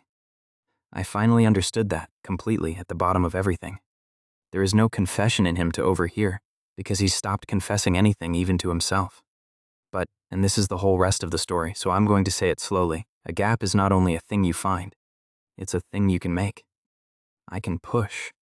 I can put a thought into a head that lands as that head's own. What if I don't push Vel a confession? He'd never accept one. It's not in his shape. What if I push him a fact? A false one. Something that makes him, for 1 single second, believe the game is already lost in a specific way it isn't. Because here's what happens to even a gapless man in the instant he believes he's already been beaten. For 1 heartbeat, before his discipline catches up, his inside and his outside come apart. He thinks it's over on the inside while his face is still arranged for I'm handling it on the outside. And in that 1 heartbeat, the distance opens and the glass rings, and I hear the whole of him. Make him believe a lie of mine for 1 second. That's the entire plan. Not to hear his truth. To open a gap by feeding him a false certainty and take everything in the half second before it closes. It needs a quiet room because I can't aim a push in a crowd. It needs him certain enough to crack. And it needs witnesses who'll hear what falls out of the gap, real witnesses and a real recording, because a felon's word is worth nothing. And I'd learned that lesson twice now in the same blood. I tested it on Benji that same night because a plan you haven't tested is a rumor, and I don't move on rumors. I told him I was going to try something and not to trust his own head for a minute. Then I pushed him a fact I knew was false. You left the bay door open, it's going to rain in on the cars. Clean, certain, aimed 5 meters, and it cost me the usual, the nosebleed, the shake. And Benji, who a second earlier had been leaning easy against the bench, stood up straight with a flicker of real alarm half turned toward the door, and in that flicker, That half second where his inside believed a thing his afternoon knew wasn't true, I heard him wide open. The gap I'd pushed into him rang like anyone else's, his surface still easy, his inside going the door. Did I? No, I didn't. But he said, a clean, bright gap where a second before there'd been a friend with nothing to hide. Then it closed. He looked at the shut bay door, then at me, then at the blood on my lip. The door's closed, he said. You just made me believe it wasn't. For about a second. For about a second, Benji agreed slowly. I had a gap you could have driven a truck through. And I'm not even hiding anything. He sat back down. You put a false thing in a man who's got nothing to protect and it opened him up. You put it in a man who's protecting one specific thing. And for that second, the thing he's protecting is standing in the open because he thinks it's already lost. I wiped my nose. That's Vel. I can't hear his truth. But if I make him believe for one heartbeat that the truth's already out, his discipline drops because you don't guard a secret that's already gone. And that's the heartbeat I take him in. That's the most dangerous magic trick I've ever heard of, Benji said, and it just worked on me, so he didn't finish. He didn't need to. It worked. That was the whole point. Now I needed the room and the witnesses and the one man in the world it had to work on. I had the plan by the time we reached the garage the next morning. I had almost none of the pieces. And the first piece I needed, the one everything else hung on, was the one person I'd spent 3 weeks lying to by omission, who currently thought I was a spy. I went to Iris. I want to tell this part carefully, because it's the one that mattered most, and it's the one I could most easily make sound like less than it was. She was at the Kane house, not the Ashby house. She'd left, after the reception, which told me something before I even reached her. Benji got me to the gate. She came down to it herself in the cold, because a servant told her the disgraced driver was outside refusing to leave, and I watched her come across the drive with her arms folded and her face doing the cool armored thing, and under it, when she got in range, a mess. Spy. They said spy, but he warned me about a bench. He remembered I hate the rain. Spies don't. Why am I out here? Why did I come down myself? I should have sent someone. 2 minutes, she said out loud, cold. Then I call someone. So I spent one of them on the truth, all of it, the whole impossible thing, fast and flat, no defense. I told her I could hear thoughts inside about 10 meters. I told her it started 3 weeks ago. I told her Ferris was hiding 12 million and Dorian couldn't read his own signature, and Vel had built my cell 3 years ago and was building her contract now. And then I told her the part I had no right to and no choice about. I've heard you, I said. Since the garden. The bench, the coat, the rain. I heard all of it, and I never told you, because it was the only weapon I had, and a secret you share is a weapon you give away. And that was a coward's reason, and I'm done with it. Because I just lost everything being a coward about the wrong thing. And I would rather you call security in 90 seconds, knowing the truth, than protect it for one more day. Silence. Both tracks. Her face didn't move. And then underneath, not out loud, in the private voice I'd been eavesdropping on for weeks and had just confessed to hearing, he heard the coat. Oh God, he heard the coat. He's heard everything, every stupid. And he's standing there telling me instead of using it, he's telling me the one thing that could have. He had a weapon and he's handing it to me at the gate at midnight because, you're not a spy, she said out loud. Slowly. The spy story never fit. I knew it didn't fit, I just couldn't. She stopped. Her arms came unfolded. Say the thing I'm thinking right now. If you can do what you say it out loud. And her mind, clear, deliberate, aimed at me for the first time. A test and not a test. If you can really hear me, then you know I never once believed them, and you know what I'm about to decide, so save us both the speech and just say it. You never believed them, I said. Not for a second. And you've already decided you're in. Iris Kane looked at me across the cold gate for a long moment. Oh, she said out loud. Same as the car. And under it, no fear in it this time, something that had made up its mind. Oh, there he is. Finally. Then she said Vel drafted my contract. I've read every line of it. I know the room they're signing it in, I know who'll be there, and I am so far past being a term in that man's paperwork that you have no idea. The cool was gone. What was under it had come up to the surface at last, and it was steel. You need a quiet room, real witnesses, and a way to make Marcus Vel believe he's already lost. I can get you all three. I'm the only one who can because I'm the only one still inside that he doesn't suspect. It's dangerous. He built my cell. He'll build yours if he catches it. He's already selling me to Rourke by the pound, said Iris. I'll take dangerous over sold, and underneath, fierce and certain, and I'll take it with him. We stood there a second in the cold, And then she did a thing I'll keep for the rest of my life, whatever the rest of my life turns out to be. She looked straight at me, and she stopped talking out loud, and she thought something, on purpose, slow and clear, the way you'd write a note and hold it up to a window. You've heard everything I never said for 3 weeks. So there's no point saying any of it out loud now, is there? You already know. So just nod if you heard the coat one. Just nod. I nodded. And Iris Kane laughed, a real one, cracked and helpless. The first sound I'd ever heard her make that had no armor anywhere on it, and put her cold hand over her face and thought, oh my God, he heard the coat one, I'm going to die, and out loud said, this is the worst. You understand this is the worst. Everyone else in my life I get to lie to, and you get the director's commentary. I'll leave the room when you want privacy, I said. I mean it. It's a switch. I cannot listen. She looked at me over her hand. Both tracks aligned for once, the said and the known the same thing at last. I know you can. That's not the part that scares me. She dropped the hand. The part that scares me is that you've heard the actual me for 3 weeks, and you came to the gate anyway. Nobody's ever heard the actual me. I built the hole. She gestured at herself to cool the armor, so nobody would. And you got behind it by accident and you came back. There was nothing to say to that she didn't already know I felt, because that was the one unfair mercy of the whole thing. She could, for the first time, be sure. So I didn't perform it. I just said yeah, which is a small word, and she heard the size of it because she'd stopped needing me to make it bigger. That's how I got my last piece. Not a weapon, not a room, a partner.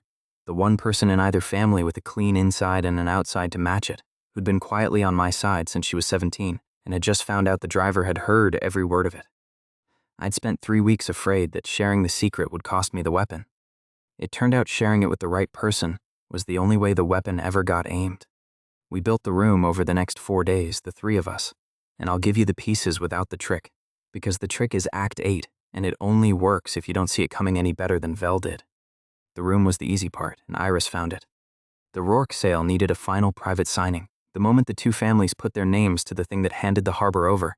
And by long Ashby tradition, those happened not in the marble atrium, but in the old boardroom on the top floor of Ashby Tower. Small, wood-paneled, heavy curtains, deep carpet, 12 chairs. Soft furniture everywhere. The exact opposite of the atrium. A room built by accident to eat sound and cushion a signal down to a handful of people. A room where I could hear one man across a table, and if it stayed small, aim a single push without drowning. Iris, as the Kane in the contract, had the standing to ask that it be kept small and private, family only, and their lawyers, and Vel, who loves a small controlled room more than anyone alive, agreed, because a small controlled room was his home ground too. He just didn't know it had stopped being his. The witnesses were harder, and this is where Iris earned everything. We couldn't fill the room with strangers. Vel would smell it. But we could make sure the people already required to be there were the exact people whose belief would matter. Vivian, who could void the trust closure if she saw cause. The Kane family lawyer who'd distrusted Vel's every comma from the start and would happily record proof of it, and a notary, present by law at a signing, whose recording of the proceedings would be, unlike a felon's word, admissible. And the recording. That was the whole difference between this room and every other room I'd worked. A notarized signing is recorded as a matter of course, audio for the record, legally clean. I would never have to say, I heard his soul. I only had to make Marcus Vel for one heartbeat in a quiet room, with a legal recorder running and his own family's lawyer listening, say the thing his soul had been keeping, out loud, in his own voice, because he'd believe for that 1 second that the secret was already gone and there was nothing left to guard. 4 days. A soft, quiet room, a legal recorder, the 4 people whose belief could undo him, and one felon nobody counted standing by the wall with the coats. Iris Kane was going to invite them all to sign the very contract that sold her, and I was going to be the one thing in the room nobody counted. The furniture. One more time. For the last time. The signing was set for 4 o'clock on a Thursday, in the old boardroom on the top floor of Ashby Tower, and I was there at 3:40 with the coats. That's the whole disguise, and it's the only one I've ever needed. A disgraced driver isn't allowed in that building anymore, except that Iris Kane, as a signing party, is entitled to bring an assistant to manage her things. And no one reads the name on an assistant's badge, because an assistant is furniture, and I have a doctorate in being furniture. I stood against the wall by the door, holding a coat over my arm, and I watched them come in and take their chairs. And I counted the room, because the room was everything. 9 people. Vivienne at the head. Dorian beside her, phone away for once, nervous. Ferris across, gray and sweating since the audit moved up. Julian Rourke, easy honest, a predator at a table he already owned. The Kane family lawyer, a sharp old man named Adler who had distrusted every comma Marcus Vell ever wrote.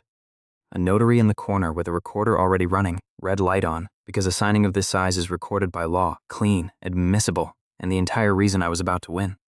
Iris cool and perfect, a term in her own contract. And Marcus Vell, lean and gray and calm at Vivienne's right hand, running his one-ordered track, the man who'd never lost. 9 people in a soft, quiet room. My whole life I'd been drowning in crowds. For once I had exactly the number I could hold. I want you to feel the size of the bet, because I felt every ounce of it standing there with a coat over my arm. I had 1 push in me. 2 if I was willing to go down afterward, and I was, but the second one would come with a blackout, so really I had 1 aimed shot and 1 desperate one. If I picked the wrong sentence, if the room got loud, if Vell's discipline held through the false fact, I didn't walk out of that building a free man. I walked out in the same hands that had walked me out of the atrium, and this time there'd be no coming back, and Iris would go to Rourke by the pound, and the 84 million would close over my name like water. Everything, 3 years of it, on 1 sentence into 1 head at 4 o'clock on a Thursday. Iris caught my eye across the room once as they settled. She didn't think anything at me. She just held it, a half second, the way you hold a rope. Then she looked away, cool and perfect, a term in her own contract, and I went to work. I started with the easy ones, because the easy ones soften the ground, and because a family that's already tearing at itself makes a lawyer's disciplined calm start to cost him effort, and effort is a crack. I went flat. Wall up, nothing coming off me. And then, one at a time, quiet, I let single clean sentences stand up in that hushed room and aimed them where they needed to land. At Vivienne watching her brother sweat, ask Ferris, right now, in front of everyone, why the Calder file is still open. She heard it as her own, she'd been circling it for 2 weeks, and she said, into the pre-signing quiet, cool as ever, Ferris. Before we sign. The Calder reconciliation. Is it closed? And Ferris Crane, who had been holding 12.2 million, together with the word reconciliation for 2 years, came apart in a soft, quiet room, with a recorder running and no crowd for me to drown in. His mouth, it's essentially his mind wide open, a gap you could park a car in. She knows Rourke's people will pull it in due diligence, it's over, 12.2. If I go down alone while Vell walks, and the fear did what fear does to a weak man in a corner, it looked for someone to drag down with him. His eyes went to Vell. Just a flick. But Adler, the Kane lawyer, caught it, and I heard Adler catch it. Why did the CFO just look at Vell? Because Adler had been waiting 19 years for one Ashby to look at Vell like that. The ground was soft now. Dorian next, the signature that thought it was a man. I aimed one at him. Not cruel, almost kind, the truest thing. You don't even know what you signed. Say it. It's the only honest thing you've got left. And Dorian, pale out of his depth, in a room going wrong around him, said the thing, half to himself but out loud on the record. I never actually read the reconciliation section. Vell said sign, so and stopped, because Vivienne had turned to look at her son, and the look on her face was the look of a woman recalculating 13 years in 3 seconds. That was the family cracked. I hadn't accused anyone. I'd made a mother ask one question and a weak man answer one honestly, and a scared man look at the wrong person at the wrong moment, and the room had done the rest, because that's the whole engine and there isn't a better one. But the family was never the target. The family was the softening. The target sat calm at Vivienne's right hand, watching his construction wobble, and I could feel him doing the thing he does, steadying it, already drafting the sentence that would put it all back. Messy, but recoverable. Ferris panics, Dorian is an idiot, none of it points to me, the structure's clean, I built it clean. No gap. Even now. Even watching it wobble, Marcus Vell had no gap, because he genuinely believed he was clean, because he'd spent 19 years making himself a man who was clean on the inside, no matter what he'd built on the outside. So I couldn't hear him. I'd known that going in. I wasn't there to hear him. I was there to make him believe, for one heartbeat, that he'd already lost. I had 1 push in me at this range, maybe 2 before I hit the floor, and I'd been even safe for 6 days, and I only got to pick one thought, and everything, Iris, the 84 million 3 years of my life, came down to choosing the exact false sentence that would open a gap in a man who had none. I knew what he feared because I'd heard his one tired breath a month ago, and his careful detours for 3 weeks. He didn't fear the fraud unraveling, he could manage a fraud. He feared the one thing that had never been at risk in 19 years, the original frame. The boy on the floor. Because the fraud was the company's problem, but the frame was his, personally, the one construction with his own fingerprints on it, the crime he'd committed with his own hands to build a floor for the golden sun to stand on. So that's the gap I made. I went flat, and I gathered everything I had left, and I pushed one sentence into Marcus Vell's disciplined gray mind, clean and certain and false, in a voice he'd take as his own. Adler already has the security man's copy, the one from 3 years ago. It's in his folder right now. There was no security man's copy. The security man had signed a package and gone quiet. But Vell didn't know that in his bones the way he knew he was clean. The security man was the one loose thread of the original frame, the one witness he'd paid off and could never be totally sure of, and for one heartbeat in a quiet room, I made him certain the thread had finally pulled. And Marcus Vell, undefeated for 19 years, believed for 1 second that he had already lost. I felt the gap open. God, I felt it. For that one heartbeat, his inside and his outside came apart. His face still arranged for calm, his mind blown wide. He has it. After 3 years, he has it. If the copy's real, the boy's conviction unwinds and that comes back to me.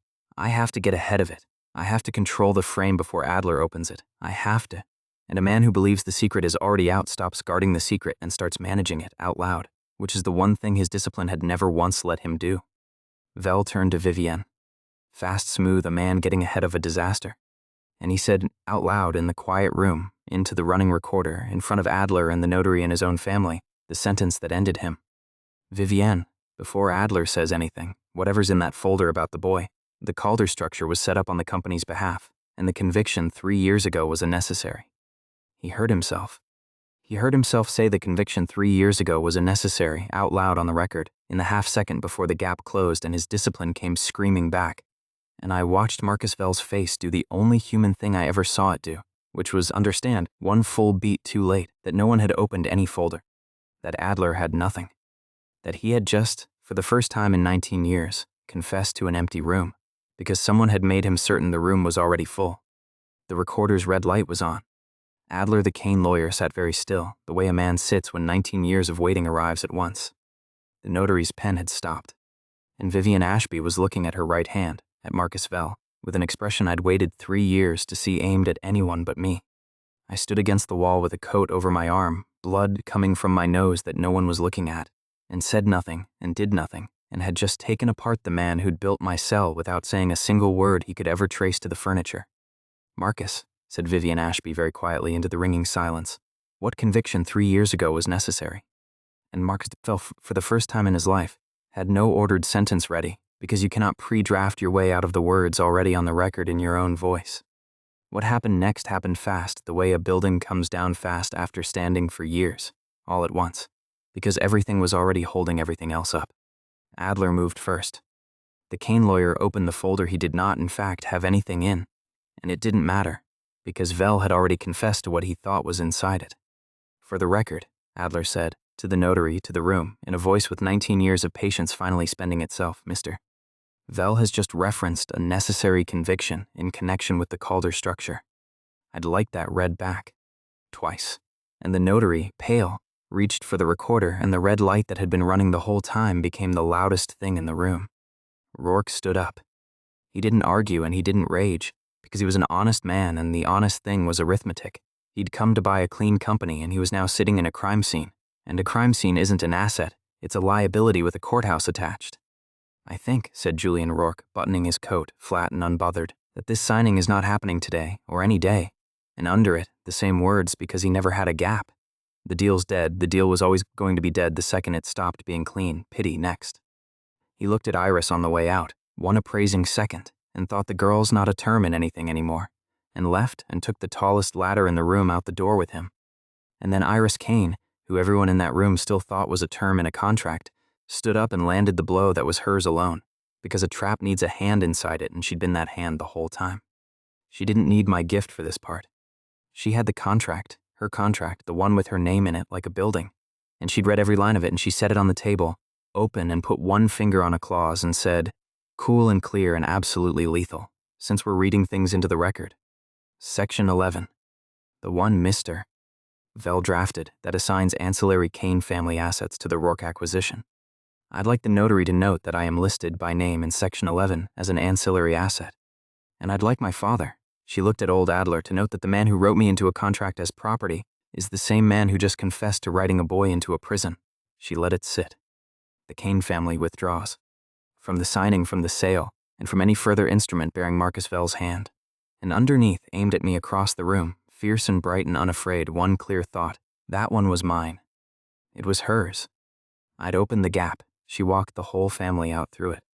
A trap the two of us built, sprung by the two of us, and the only difference between us in that moment was that everyone could see her do it, and no one could see me at all, and neither of us would have traded places for anything. And Vivian Ashby did the thing that mattered most to me, though she'll never know I made any of it happen. She stopped the trust closure. She'd moved it same day to cut my name. Now she froze it same day, one hand raised, because a woman who has just heard her own lawyer confess to framing her adopted son does not sign that son out of anything until she knows what she signed him into. Nothing closes, she said, until I understand what was done in this family's name. And she looked at Marcus Vell the way she'd looked at me across the atrium, the woman who takes people in, deciding at last that she'd taken in the wrong one, and I felt her mind clear and cold and years too late. What did I let this man do? What did I let him do to that boy? Marcus Vell sat very still at the head of a table that had stopped being his, in a room he'd chosen because small, quiet rooms were his home ground, undone by the one thing he'd never accounted for in 19 years. A person in the room whose inside and outside he could not manage, because that person had spent his whole life learning to have no outside at all. I stood against the wall with the coats. Nobody looked at me. That was the whole point. That was the win, not applause, not a reveal, not a felon speech.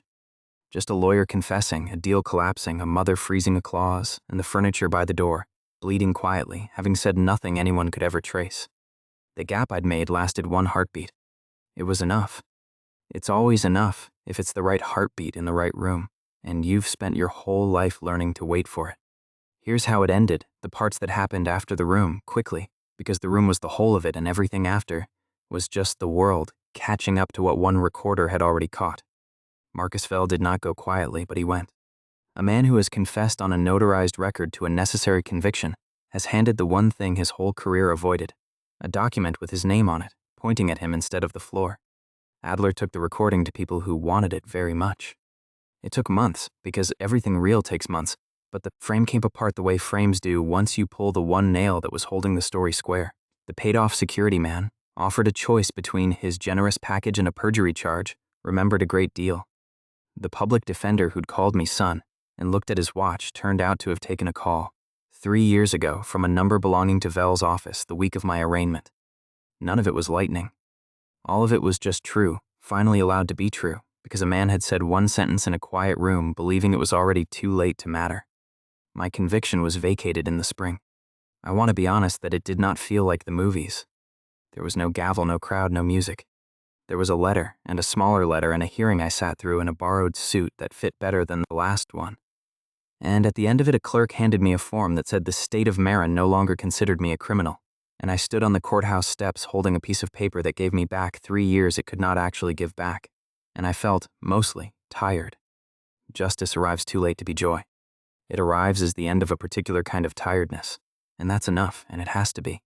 There was a face slap in it, if you want one, and I'll give it to you honestly, because I promised at the start I would, and because it's the one part that would have meant something to the 19-year-old on the coast road. The reception where they walked me out as a spy. That room had 200 people in it, and every one of them had watched the felon do the felon thing and felt the small, clean relief of being right about me. And every one of those 200 people read, some months later, in the kind of press that covers harbor money, that the disgraced Ashby driver had been the wronged party the whole time.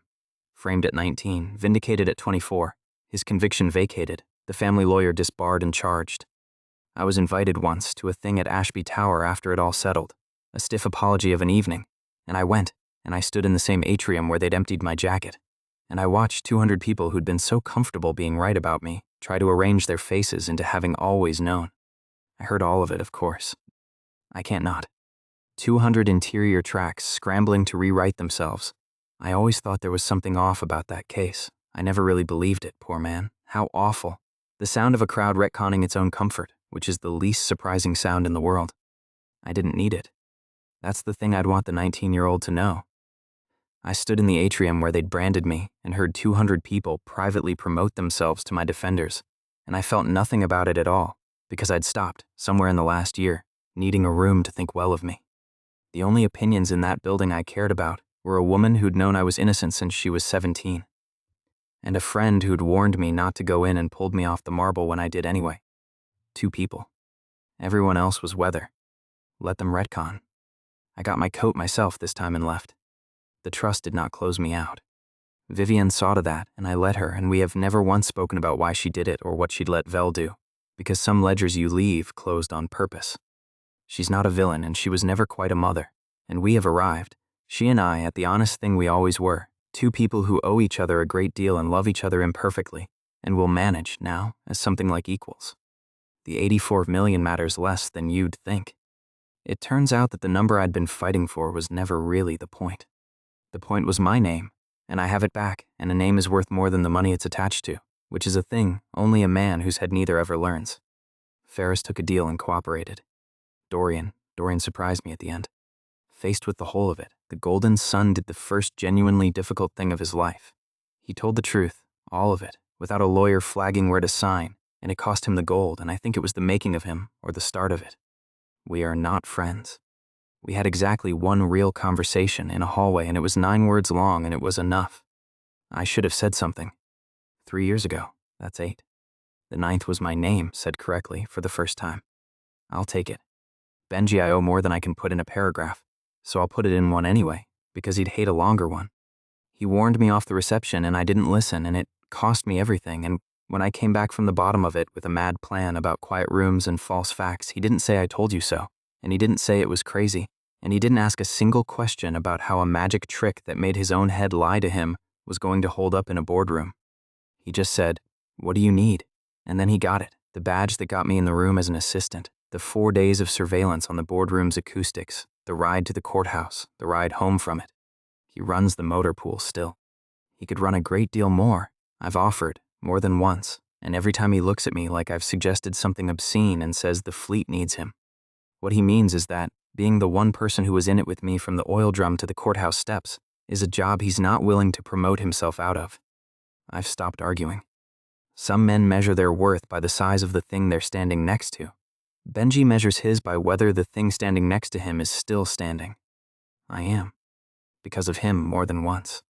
That's the whole eulogy he'll let me give. And he's not even dead. He's just going to be annoyed I wrote it down. And Iris.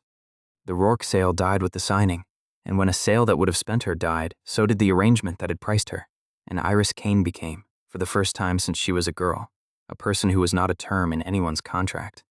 Her father was furious and then slowly was not, because it's hard to stay furious at a daughter who walked a predator out of your boardroom and saved the family the honest way. She runs a piece of the Kane Holdings now. She's very good at it, and very feared, and the people who fear her have no idea that the cool armored surface they're afraid of has a running commentary underneath it that is, still, the funniest and warmest thing I've ever been allowed to hear. She made me set rules about it, early, and they're the funniest and most serious conversation we've ever had. We were 3 weeks into being whatever we were, and she sat me down with the specific cool ferocity she brings to a negotiation and said, out loud, "We need terms. You're the only person alive who gets my director's commentary, and I need to know the rules or I'll go insane." And underneath, wry and warm. Also, I've spent 3 weeks thinking things at him on purpose to see if he blushes, and it's not fair that I can't tell when it's working. It's working, I said. Stop that, out loud. And underneath, do not stop that. So we made terms. Rule 1 hers, certain rooms are off. The bath, obviously, anywhere she's genuinely alone with herself. I put the wall up on the doorway and she trusts me, and trust is the entire thing. Rule 2 mine, she's allowed to lie to me. Out loud socially, the ordinary little lies that make a life livable. No, it's fine, I love your mother's cooking, and I will not, ever, call the gap. A marriage where one person can hear every fib is not a marriage. It's an interrogation, and I did 3 years worth of interrogation, and I'm not building a home out of it. Rule 3, both of us, the important one. When it matters, when it's real, she says it out loud, and I listen with my ears like a normal man, and I do not check the second track, because the whole point, the entire hard-won point of a life spent hearing the truth under everyone's voice, is that with exactly one person you get to stop needing to. She thought that rule was mine being romantic. It wasn't. It was mine being tired. There is no rest in hearing everyone. The only rest there has ever been is one person you don't have to hear because you've decided to believe them, which is a thing I never got to do with a single soul until her. Because she lets me hear it, and more than that, she lets me not have to. That's the thing I want to end on, and it's small, and it's the biggest thing that ever happened to me. We were on the coast road one evening.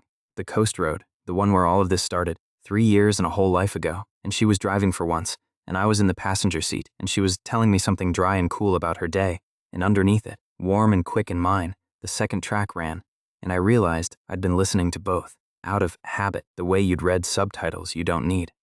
And I turned it off. I want to be precise because it's the whole point. For 3 years, the channel had been the most valuable thing I owned, and for weeks before that it had been the only weapon I had, and I had never once, in all that time, chosen not to use it. I heard everyone. I couldn't stop hearing everyone. Except that it turned out I could, that the wall I'd built to stop broadcasting worked in the other direction too, if I wanted it to, if I trusted the person beside me enough to not need the second track, enough to want the mask and the person to be the same thing said out loud, the way it is between two people who have stopped needing to check. So I put the wall up, gently, and the second track went quiet, and for the first time since a Tuesday breakfast 3 years ago I sat 10 meters from another human being and heard only what she chose to say. "You've gone somewhere," Iris said, glancing over. Out loud. Only out loud. "You've got the funeral face again." "I turned it off," I said. She understood immediately what I meant, because she always does.